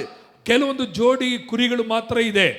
அதை வச்சுதான் ஆபேலும் அவன் குடும்பமும் பிழைக்கணும். ಅದನ್ನಿಟ್ಟನೆ ಏಬೇಲನು ಮತ್ತು ಅವನ ಕುಟುಂಬದವರು ಬದುಕಬೇಕಾಗಿತ್ತು. அதுல வர்ற பாலை மட்டும்தான் சாப்பிட முடியும். ಅದರಿಂದ ಬರುವ ಹಾಲನ್ನು ಮಾತ್ರ ಕುಡಿದು ಅವನು ಜೀವನ ಮಾಡಬೇಕಾಗಿತ್ತು. அதுலயும் இறைச்சிக்காகவோ இல்ல தோலுக்காகவோ எதையாவது அடிச்சிட்டாருன்னு வச்சுக்கிறோங்க, அதுவும் போச்சு. ಅದನ್ನ ಆಹಾರಕ್ಕಾಗಿನೋ ಅಥವಾ ಚರ್ಮಕ್ಕಾಗಿ ಅದನ್ನು ಕೊಯ್ದು ಬಿಟ್ರೆ ಅದು ಕುರಿಗಳು ಕಡಿಮೆ ಆಗುತ್ತೆ. அப்ப அந்த ஆட்டுல இருந்து வர்ற வருமானம் போதல. ಹಾಗಾದರೆ ಕುರಿಯಿಂದ ಬರುವಂತ ಆದಾಯ ಅವನಿಗೆ ಸಾಕಾಗಲಿಲ್ಲ. இப்ப காயின்ட்ட நிறைய இருக்கு. ಈಗ ಕಾಯಿನ ಬಳಿಯಲ್ಲಿ ಬಹಳಷ್ಟು ಇದೆ. ஆனா ஆபேல்ட்ட கொஞ்சமா இருக்கு. ಆದರೆ ಏಬೆಲನ ಬಳಿ ಕೊರತೆಯಾಗಿ ಸ್ವಲ್ಪ ಇದೆ. காயின் என்ன நினைக்கிறான்? ಕಾಯಿನ ಏನ್ ಅನಿಸ್ತಾನೆ, என்கிட்ட நிறைய இருக்கப்பா, ನನ್ನ ಹತ್ರ ಬಹಳ ಇದೆಯಪ್ಪ, அதுல இருந்து நான் கொடுக்குறேன், ಅದರಿಂದ ನಾನು ಕೊಡುತ್ತೇನೆ. கர்த்தர் எனக்கு திருப்பி கொடுத்தாலும் சரி கொடுக்கலைனாலும் சரி, ದೇವ್ ನನಗೆ ಕೊಟ್ಟರು ಸರಿ ಕೊಡದೆ ಹೋದ್ರು ಸರಿ, என்கிட்ட நிறைய இருக்கு, ನನ್ನ ಹತ್ರ ಬಹಳ ಇದೆ, அந்த எண்ணத்துல கொடுக்குறான். ಆ ರೀತಿಯಾದ ಯೋಚನೆಯಿಂದ ಕೊಡುತ್ತಾನೆ. ஆனா ஆபேல் அப்படி இல்ல. ಆದರೆ ಏಬೆಲನು ಹಾಗೆ ಇಲ್ಲ. அவன் விசுவாசம் என்ன தெரியுமா? ಅವನ ನಂಬಿಕೆ ಏನು ಗೊತ್ತಾ? நான் குறைவுகள்ல இருந்து கொடுக்கிறேன், ನಾನು ಕೊರತೆಗಳಿಂದ ಕೊಡುತ್ತೇನೆ, கர்த்தர் என்னை நிறைவாய் ஆசீர்வதிப்பார், ಕರ್ತನು ಸಮೃದ್ಧಿಯಾಗಿ ಆಶೀರ್ವದಿಸುವನು. எத்தனை பேர் ஆமென் சொல்ல முடியும்? ಎಷ್ಟು ಮಂದಿ ಆಮೇನ್ ಅಂತ ಹೇಳ್ತೀರಾ? ஆபேல் குறைவுகள்ல இருந்து கொடுத்தான், ಆಬೇಲನು ಕೊರತೆಗಳಿಂದ ಕೊಟ್ಟನು, கர்த்தர் ஆபேலையும் அவன் காணிக்கைகளையும் அங்கீகரித்தார். ದೇವರು ಆಬೇಲನನ್ನು ಅವನ ಕಾಣಿಕೆಯನ್ನ ದೇವರು ಸ್ವೀಕರಿಸಿದರು. எத்தனை பேர் ஆமென் சொல்ல முடியும்? ಎಷ್ಟು ಮಂದಿ ಕರಗಳನ್ನ ಎತ್ತಿ ಆಮೇನ್ ಅಂತ ಹೇಳ್ತೀರಿ? அப்ப எப்பவுமே எனக்கு நிறைய ஆண்டவர் தரட்டும் அப்புறமா நான் கொடுக்குறேன்னு சொல்லாதீங்க. ಯಾವಾಗಲೂ ದೇವರು ನನಗೆ ಬಹಳವಾಗಿ ಕೊಡ್ಲಿ ನಾನು ಬಹಳವಾಗಿ ಕೊಡ್ತೀನಿ ಎಂಬುದಾಗಿ ಹೇಳಲೇಬೇಡ್ರಿ. குறைவுகள்ல கொடுக்க பழகணும். ಕೊರತೆಗಳಲ್ಲಿ ಕೊಡಲಿಕ್ಕಾಗಿ ಅಭ್ಯಾಸ ಮಾಡಿಕೊಳ್ಳಬೇಕು. சில பேர் சொல்லுவாங்க, ಕೆಲವರು ಹೇಳ್ತಾರೆ, ஆண்டவரே ದೇವರೇ நீங்க எனக்கு நிறைய கொடுங்க, ನನಗೆ ಬಹಳವಾಗಿ ಕೊಡ್ರಿ ದೇವರೇ, நான் உங்களுக்கு அப்படியே தந்துருவேன். ನಾನು ಹಾಗೆ ಬಾಚಿ ಬಾಚಿ ಕೊಟ್ಬಿಡ್ತೀನಿ ನಿನಗೆ. ஆண்டவருக்கு நல்லா தெரியும், ದೇವರಿಗೆ ಚೆನ್ನಾಗಿ ಗೊತ್ತು நீ கொடுக்கவே மாட்ட, ನೀನು ಕೊಡೋದೇ ಇಲ್ಲ, எனக்கு உன்னை பத்தி நல்லாவே தெரியும். ನಿನ್ನ ಬಗ್ಗೆ ನನಗೆ ಚೆನ್ನಾಗಿ ಗೊತ್ತಿದೆ. குறைவுகள்லயே கொடுக்காத ஆளு நிறைவுல கொடுக்கவே மாட்டாங்க. ಕೊರತೆಗಳಲ್ಲಿ ಕೊಡದಿರುವಂತ ವ್ಯಕ್ತಿ ಅವನಿಗೆ ಸಮೃದ್ಧಿ ಬಂದಾಗಲೂ ಕೊಡುವುದಿಲ್ಲ ಅವನು. ஏன்னா எவ்வளவு கொடுத்தாலும் நம்ம ஆட்களுக்கு நிறைய அது திருப்தி ஆக போறது கிடையாது. ಯಾಕೆಂದ್ರೆ ನಮ್ಮ ಜನಗಳಿಗೆ ಎಷ್ಟು ಸಿಕ್ಕಿದ್ರು ಅವರಿಗೆ ತೃಪ್ತಿ ಇರುವುದಿಲ್ಲ. இல்ல, எப்போதுமே நமக்கு தேவை இருந்துட்டு தான் இருக்கும். ಯಾವಾಗಲೂ ನಮಗೆ ಅವಶ್ಯಕತೆ ಇದ್ದೇ ಇರುವಂತದ್ದಾಗಿರುತ್ತದೆ. 10 கோடி கொடுத்தா கூட இன்னொரு 5 கோடிக்கு நம்ம பிளான் வச்சிருப்போம். 10 ಕೋಟಿ ರೂಪಾಯಿ ದೇವರು ಕೊಟ್ಟರು, ಇನ್ನು 5 ಕೋಟಿ ರೂಪಾಯಿಗೆ ನಾವು ಒಂದು ಪ್ಲಾನ್ ಮಾಡ್ಕೊಂಡಿರ್ತೀವಿ. எப்பவுமே நமக்கு தேவை இருக்கும். ನಮಗೆ ಯಾವಾಗಲೂ ಅವಶ್ಯಕತೆಗಳಿರುತ್ತದೆ. நம்ம குறைவுகள்ல கொடுக்க பழகணும். ನಾವು ಕೊರತೆಗಳಲ್ಲಿ ಕೊಡುವುದನ್ನು ಅಭ್ಯಾಸ ಮಾಡಿಕೊಳ್ಳಬೇಕು. எத்தனை பேர் ஆமென் சொல்ல முடியும்? ಎಷ್ಟು ಮಂದಿ ಆಮೇನ್ ಅಂತ ಹೇಳ್ತೀರಿ? நான் கர்த்தருடைய நாமத்துல சொல்றேன், ನಾನು ಕರ್ತನ ನಾಮದಲ್ಲಿ ಹೇಳುತ್ತೇನೆ. இங்க சிலர் இருக்கிறீங்க, ಇಲ್ಲಿ ಕೆಲವರು ಇದ್ದೀರಾ, நீங்க குறைவுகள்ல கொடுத்திருக்கிறீங்க, ನೀವು ಕೊರತೆಗಳಲ್ಲಿ ಕೊಟ್ಟಿದ್ದೀರಿ, அத கர்த்தர் பார்க்கல நினைக்காதீங்க. ಕರ್ತನು ಅದನ್ನು ನೋಡಿಲ್ಲ ಎಂಬುದಾಗಿ ಎಣಿಸಬೇಡ್ರಿ. இந்த வருஷத்துல கர்த்தர் உங்களை நிறைவாய் ஆசீர்வதிக்கிற வருஷமா ಈ இருக்கும். ವರ್ಷದಲ್ಲಿ ಯೆಹೋವ ಹಿರಿಯಾಗಿ ಅಧಿಕವಾಗಿ ಕರ್ತನು ನಿಮ್ಮನ್ನು ಆಶೀರ್ವದಿಸುವಂತ ದೇವರಾಗಿರುತ್ತಾನೆ. ஹல்லேலூயா. ಆಮೆನ್. அந்த விசுவாசத்தை விட்டுற கூடாது. ನಂಬಿಕೆ ಮಾತ್ರ ಬಿಟ್ಟು ಬಿಡಬಾರದು. ஆபேலுக்குள்ள ஒரு விசுவாசம், ஒரு ஃபெய்த் இருக்கு. ಆಬೇಲನಲ್ಲಿ ಒಂದು ನಂಬಿಕೆ ಇತ್ತು. நான் குறைவுல கொடுக்கிறேன், ನಾನು ಕೊರತೆಯಿಂದ ಕೊಡುತ್ತೇನೆ, கண்டிப்பா கர்த்தர் என்னை ஆசீர்வதிப்பார். ಖಂಡಿತವಾಗಿ ಕರ್ತನು ನನ್ನನ್ನು ಆಶೀರ್ವದಿಸ್ತಾನೆ. விசுவாசத்தினாலே ஆபேல் காயினுடைய பலிகளை பார்க்கிலும் மேன்மையான பலிகளை கொடுத்தான். எபிரேயர் 11:4 வாசிங்க. ಇಬ್ರಿಯರ್ 11:4 ನೋಡಬೇಕಾದ್ರೆ ನಂಬಿಕೆ ಮೂಲಕವಾಗಿ ಏಬೇಲನನ್ನು ಕಾಯಿನಿಗಿಂತ ಮೆಚ್ಚುಗೆಯಾದ ಕಾಣಿಕೆಯನ್ನು ಕೊಟ್ಟನು ಎಂಬುದಾಗಿ ನಾವು ನೋಡುತ್ತೇವೆ. அப்ப விசுவாசம் தான் உங்களுடைய காணிக்கைகளை அங்கீகரிக்க வைக்கிறது. ನಂಬಿಕೆಯಿಂದಲೇ ಕೊಡುವಂತ ಕಾಣಿಕೆಗಳು ದೇವರು ಅದನ್ನ ಅಂಗೀಕರಿಸುವನಾಗಿದ್ದಾನೆ. அப்ப கொடுக்கிறது விசுவாசத்துல கொடுக்கணும். ಕೊಡುವುದನ್ನೆಲ್ಲವನ್ನು ನಂಬಿಕೆಯಿಂದ ನಾವು ಕೊಡುವಂತವರಾಗಿರಬೇಕು. எத்தனை பேர் ஆமென் சொல்ல முடியும்? ಎಷ್ಟು ಮಂದಿ ಆಮೇನ್ ಅಂತ ಹೇಳ್ತೀರಿ? சரி, இப்ப நான் உங்களை பார்த்து ஒரு கேள்வி கேட்க. ಈಗ ನಾನು ಪ್ರಶ್ನೆ ಕೇಳ್ತೇನೆ. இப்ப சொல்லுங்க, இந்த சிஸ்டத்தை ஏற்படுத்தினவர் யாரு? ಈ ನಿಯಮವನ್ನ ಏರ್ಪಡಿಸಿದ್ದು ಯಾರು? சத்தமா சொல்லுங்க. ಗಟ್ಟಿಯಾಗಿ ದೇವರು ಅಂತ ಹೇಳ್ರಿ. Very good.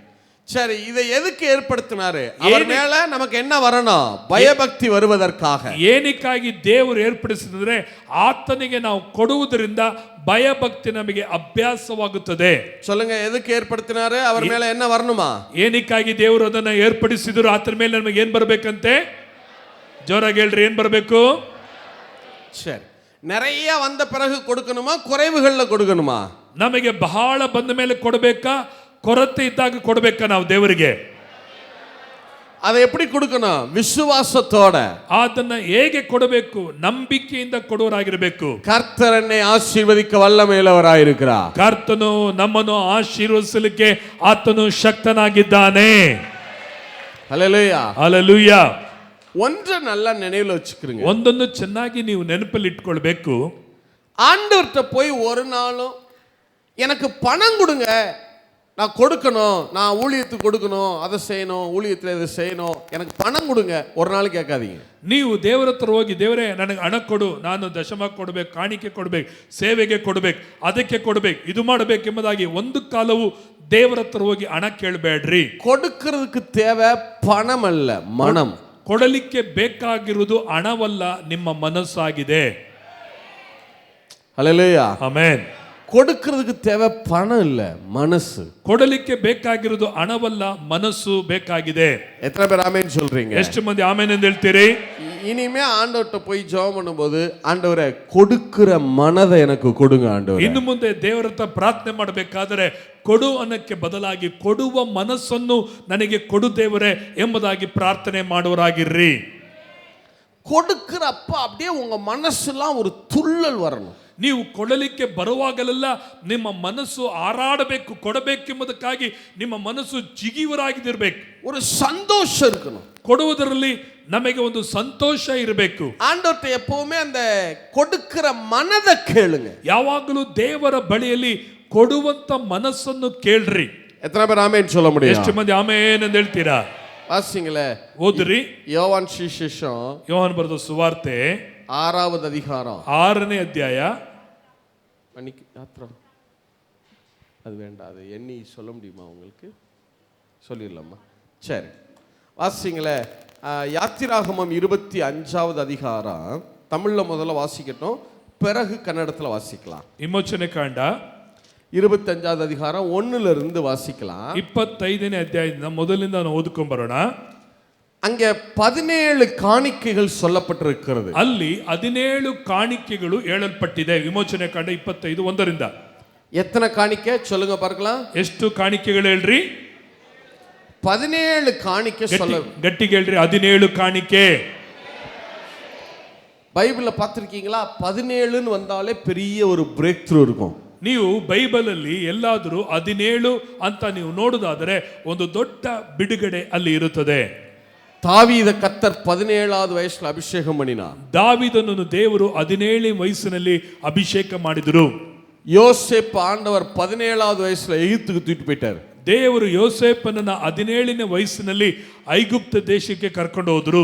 17ங்கிறது ஒரு பெரிய காரியம் நடக்கும். 17 ಎಂಬುದಾಗಿ ನೋಡಬೇಕಾದರೆ ಒಂದು ದೊಡ್ಡ ಕಾರ್ಯ ನಡೆಯುವಂತ ಒಂದು ಗುರುತಾಗಿದೆ.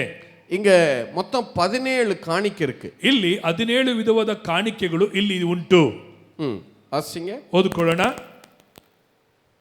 இந்த காணிக்கை தமிழ்லையும் கன்னடத்திலையும் 1 2 அப்படியே நீட்டே வந்துடலாமா? ವಿಮೋಚನೆ ಕಂಡ 25:1 ನಾವು ನೋಡಿಕೊಳ್ಳೋಣ. இல்லை, நம்பர் எண்ணும்போது தமிழ் அவங்களுக்கு கன்னடத்தில் தெரியணும் இல்லை? இது என்ன, நீ பொண்ணுன்னு சொல்லும்போது அவங்க பங்காரு வரிசையாக சொல்லிடலாம். கர்த்தர் மோசேயை நோக்கி, ಯೆಹೋವನು ಮೋಶೆಯನ್ನು ನೋಡಿ, இஸ்ரவேல் புத்திரர் எனக்கு காணிக்கையை கொண்டு வரும்படி ಇಸ್ರಾಯೇಲರು ನನಗೋಸ್ಕರ ಕಾಣಿಕೆಯನ್ನು ಮೀಸಲಿಡಬೇಕೆಂದು அவர்களுக்கு சொல்லு. ಅವರಿಗೆ ಹೇಳು, மனப்பூர்வமாய் உற்சாகத்துடன் கொடுப்பவன் எவனோ ಸಂತೋಷವಾಗಿ ಕೊಡುವುದರಿಂದಲೇ அவனிடத்தில் எனக்கு காணிக்கையை வாங்குவீர்களாக. ಆ ಕಾಣಿಕೆಯನ್ನು ತೆಗೆದುಕೊಳ್ಳಬೇಕು. நீங்கள் அவர்களிடத்தில் வாங்க வேண்டிய காணிக்கையாவன, ನೀನು ಅವರಿಂದ ತೆಗೆದುಕೊಳ್ಳಬೇಕಾದ ಕಾಣಿಕೆಗಳು ಯಾವುದೆಂದರೆ பொன்னும் ಎಲ್ಲ ಕೇಳ್ರಿ. ಇವಾಗ ಒಂದೊಂದು ಬೆರಳಿಟ್ಕೊಂಡು ಎಣಿಸ್ಕೊಳ್ರಿ. வரிசை என்னலாம்? ஓகேயா? வாசிங்க. பொன்னும் ಚಿನ್ನ 1, அடுத்து வெள்ளி, ಬೆಳ್ಳಿ, வெள்ளி 2, வெண்கலமும் ತಾಮ್ರ 3 தாமர 3 இளநீல நூலும் ನೀಲಿ ದುರ್ಮದ ದಾರ 4, இரத்தாம்பர நூலும் ರಕ್ತ ವರ್ಣಗಳುಳ್ಳ ದಾರ 5, 5 சிவப்பு நூலும் ನಾರು ಬಟ್ಟೆಗಳು 6 மெல்லிய பஞ்சு நூலும் ಆಡು ಕೂದಲಿನ ಬಟ್ಟೆಗಳು 7 வெள்ளாட்டு மயிரும் ಹದವಾದ ಮಾಡಿದ ಕೆಂಪು ಬಣ್ಣದ ದಾರ எல்லாட்டு மயிர் 8 சிவப்பு தீர்ந்த ஆட்டுக்கடா தோலும் ಕುರಿದೊಗಲಿನ ಕಡಲು ದಾರ ஆட்டுக்கடா தோல் 9 தகசு தோலும் ಅಲ್ಲಿ ಹಂದಿಯ ತೊಗಲುಗಳು ಕಡಲು ಹಂದಿಯ ತೊಗಲುಗಳು தகசு தோல் 10 சீத்தி மரமும் ಜಾಲಿ ಮರವು சித்தி வர 11 விளக்கெண்ணையும் ದೀಪಕ್ಕೆ ಬೇಕಾದ ಎಣ್ಣೆ விளக்குக்கு எண்ணெய் 12 அபிஷேக தைலத்துக்கு பரிமள வர்க்கங்களும் பரிமள வர்க்கம் ಅಭಿಷೇಕ ತೈಲಕ್ಕೆ ಮತ್ತು ಪರಿಮಳ ಧೂಪಕ್ಕೆ ಬೇಕಾದ ಸುಗಂಧ ದ್ರವ್ಯಗಳು பரிமள வர்க்கம் 13 தூபத்துக்கு சுகந்த வர்க்கங்களும் அடுத்தது சுகந்த வர்க்கம் ಧೂಪಕ್ಕೆ 14 ಬೇಕಾದ ಸುಗಂಧ ದ್ರವ್ಯಗಳು சுகந்த தர்பிகள் 14 ஏபோத்திலும் மார்பகத்திலும் பதிக்கும் கோமேதக கற்களும் கோமேதக கல் ಮಹಾಯಾಜಕನ ಕವಚಕ್ಕೆ ಬೇಕಾಗಿರುವ ಗೋಮೇದ ರತ್ನಗಳು ಪದಕದ ಚೀಲದಲ್ಲಿ ಕೆತ್ತಬೇಕಾದ ನಾನಾ ರತ್ನಗಳು 15 அது ரத்தினங்களும் ரத்தினங்கள் 16 ಅಲ್ಲೂ ರತ್ನಗಳು ಅದು 16. மொத்தம் எத்தனை வந்திருக்கு? ಎಷ್ಟು ಬಂತು ಎಲ್ಲ ಒಟ್ಟು? சத்தமா சொல்லுங்க. ಎಷ್ಟು ಬಂತು? ஆனா எத்தனை இருக்குன்னு சொன்னா முன்னாடி? ಆದರೆ ನಾನು ಹೇಳಿದ ಎಷ್ಟು ಮೊದಲು ನಿಮಗೆ 17 தானே இருக்கணும். 17 தானே ಇರಬೇಕಾದದ್ದು. ஆனா 16 தானே இருக்கு. ಅದು 16 ತಾನೇ ಮಾತ್ರ ಇದೆ. ஆக்சுவலா உண்மையில 17 தான் இருக்குங்க. ಆದರೆ ನೋಡಬೇಕಾದ್ರೆ 17 ಉಂಟು ಇದರಲ್ಲಿ. எப்படின்னு சொல்றேன் பாருங்க. ಹೇಗೆ ಎಂದು ಹೇಳ್ತೇನೆ ಕೇಳ್ರಿ. 1வது வசனத்துல இருந்து திருப்பி வாசிங்க. ಮೊದಲನೇ ವಚನದಿಂದ ಮತ್ತೆ ನೋಡ್ರಿ. கர்த்தர் மோசேயை ಗಮನಿಸ್ರಿ. கொடுக்கிற பணத்தை பார்த்து தேவன் ஆசீர்வதிக்கல. ಕೊಡುವಂತ ಹಣವನ್ನು ನೋಡಿ ನಿಮ್ಮನ್ನು ದೇವರು ಆಶೀರ್ವಾದ ಮಾಡಲ್ಲ. உங்க மனசு எப்படி இருக்குன்னு பார்த்து தான் தேவன் ஆசீர்வதிக்கிறார். ನಿಮ್ಮ ಮನಸ್ಸು ಹೇಗಿದೆ ಎಂಬುದಾಗಿ ನೋಡಿ ದೇವರು ನಿಮ್ಮನ್ನು ಆಶೀರ್ವದಿಸುತ್ತಾನೆ.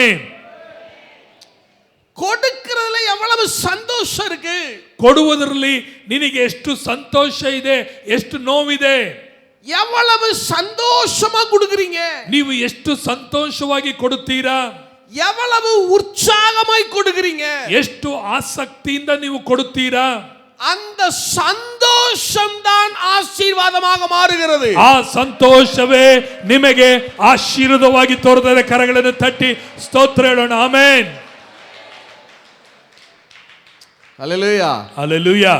அப்ப கொடுக்கிறத வருத்தமா துக்கமா அப்படி கொடுக்க கூடாது. ಕೊಡುವವನು ದುಃಖವಾಗಿ ನೋವಾಗಿ ಬೇಸರದಿಂದ ಗುಣಗುಟ್ಟುಕೊಂಡು ಕೊಡಬಾರದು. சில பேர் கொடுக்கிறதுக்கு முன்னாடி வருத்தப்படுறாங்க. ಕೆಲವರೆಲ್ಲರೂ ಕೊಡೋಕ್ಕಿಂತ ಮುಂಚೆ ಬೇಸರ ಪಡ್ತಾರೆ. சில பேர் கொடுத்துட்டு வருத்தப்படுறாங்க. ಕೆಲವರು ಕೊಟ್ಟ ಮೇಲೆ ಬೇಸರ ಪಡ್ತಾರೆ. ரெண்டுமே தப்பு. ಎರಡೂ ತಪ್ಪಾಗಿದೆ. கொடுக்கிறதுக்கு முன்னாடி சந்தோஷம் இருக்கணும். ಕೊಡೋದಕ್ಕಿಂತ ಮುಂಚೆನೂ ಸಂತೋಷ ಇರಬೇಕು. கொடுத்த பின்னாடி சந்தோஷம் இருக்கணும். ಕೊಟ್ಟ ನಂತರವೂ ಸಂತೋಷ ಇರಬೇಕು. எத்தனை பேர் ஆமென் சொல்ல முடியும்? ಎಷ್ಟು ಮಂದಿ ಆಮೇನ್ ಅಂತ ಹೇಳ್ತೀರಾ? நாம கொடுக்கிறது கர்த்தருக்கு கொடுக்கிறோம். ನಾವು ಕೊಡುವುದು ಕರ್ತನಿಗೆಂದು ಕೊಡುತ್ತೇವೆ. சொல்லுங்க, யாரு கொடுக்கிறோம்? ನಾವು ಯಾರಿಗೆ ಕೊಡು? Chapter 6 from the verse 1 to 12. ಯೋಹಾನ ಬರೆದ ಸುವಾರ್ತೆ 6ನೇ ಅಧ್ಯಾಯ 1 ರಿಂದ 12. ಕನ್ನಡದಲ್ಲಿ ವಾಸಿ. ಕನ್ನಡದಲ್ಲಿ ವಾಸಿಗೆ ಪ್ರಯತ್ನ ವಾಸಿ. ಗಲಿಲಾಯದ ಸಮುದ್ರದ ಆಚೆಗೆ ಹೋದನು. ಅದಕ್ಕೆ ತಿಬೇರಿಯದ ಸಮುದ್ರವೆಂತಲೂ ಹೇಳುತ್ತಾರೆ. ಬಹು ಜನರ ಗುಂಪು ರೋಗಿಗಳಲ್ಲಿ ಆತನು ನಡೆಸಿದ ಸೂಚಕ ಕಾರ್ಯಗಳನ್ನು ನೋಡಿದ್ದರಿಂದ ಆತನ ಹಿಂದೆ ಹೋಗುತ್ತಿತ್ತು. ಆದರೆ ಯೇಸು ಬೆಟ್ಟವನ್ನೇರಿ ಅಲ್ಲಿ ತನ್ನ ಶಿಷ್ಯರ ಸಂಗಡ ಕೂತುಕೊಂಡನು. ಆ ಕಾಲದಲ್ಲಿ ಯಹೂದ್ಯರ ಪಸ್ಕ ಹಬ್ಬವು ಹತ್ತಿರವಾಗಿತ್ತು. ಹೀಗಿರಲಾಗಿ ಯೇಸು ಕಣ್ಣೆತ್ತಿ ನೋಡಿದಾಗ ಬಹು ಜನರ ಗುಂಪು ತನ್ನ ಬಳಿಗೆ ಬರುವುದನ್ನು ಕಂಡನು. ಇವರ ಊಟಕ್ಕೆ ನಾವು ಎಲ್ಲಿಂದ ರೊಟ್ಟಿ ಕೊಂಡು ತರೋಣ ಎಂದು ಫಿಲಿಪ್ಪನನ್ನು ಕೇಳಿದನು. ತಾನು ಮಾಡಬೇಕೆಂದಿದ್ದು ತನಗೆ ತಿಳಿದಿದ್ದರೂ ಅವನನ್ನು ಪರೀಕ್ಷಿಸುವುದಕ್ಕೆ ಈ ಮಾತನ್ನು ಹೇಳಿದನು. ತಮಿಳ್ல 12 ತನಕ ಹೋದ್ರಿ. ಈ ಮಾತನ್ನು ಅದಕ್ಕೆ ಫಿಲಿಪ್ಪನು, ಒಬ್ಬೊಬ್ಬನಿಗೆ ಸ್ವಲ್ಪ ಸ್ವಲ್ಪ ಸಿಕ್ಕಬೇಕಾದರೆ 200 ಹಣದ ರೊಟ್ಟಿಯಾದರೂ ಸಾಲದು ಅಂದನು.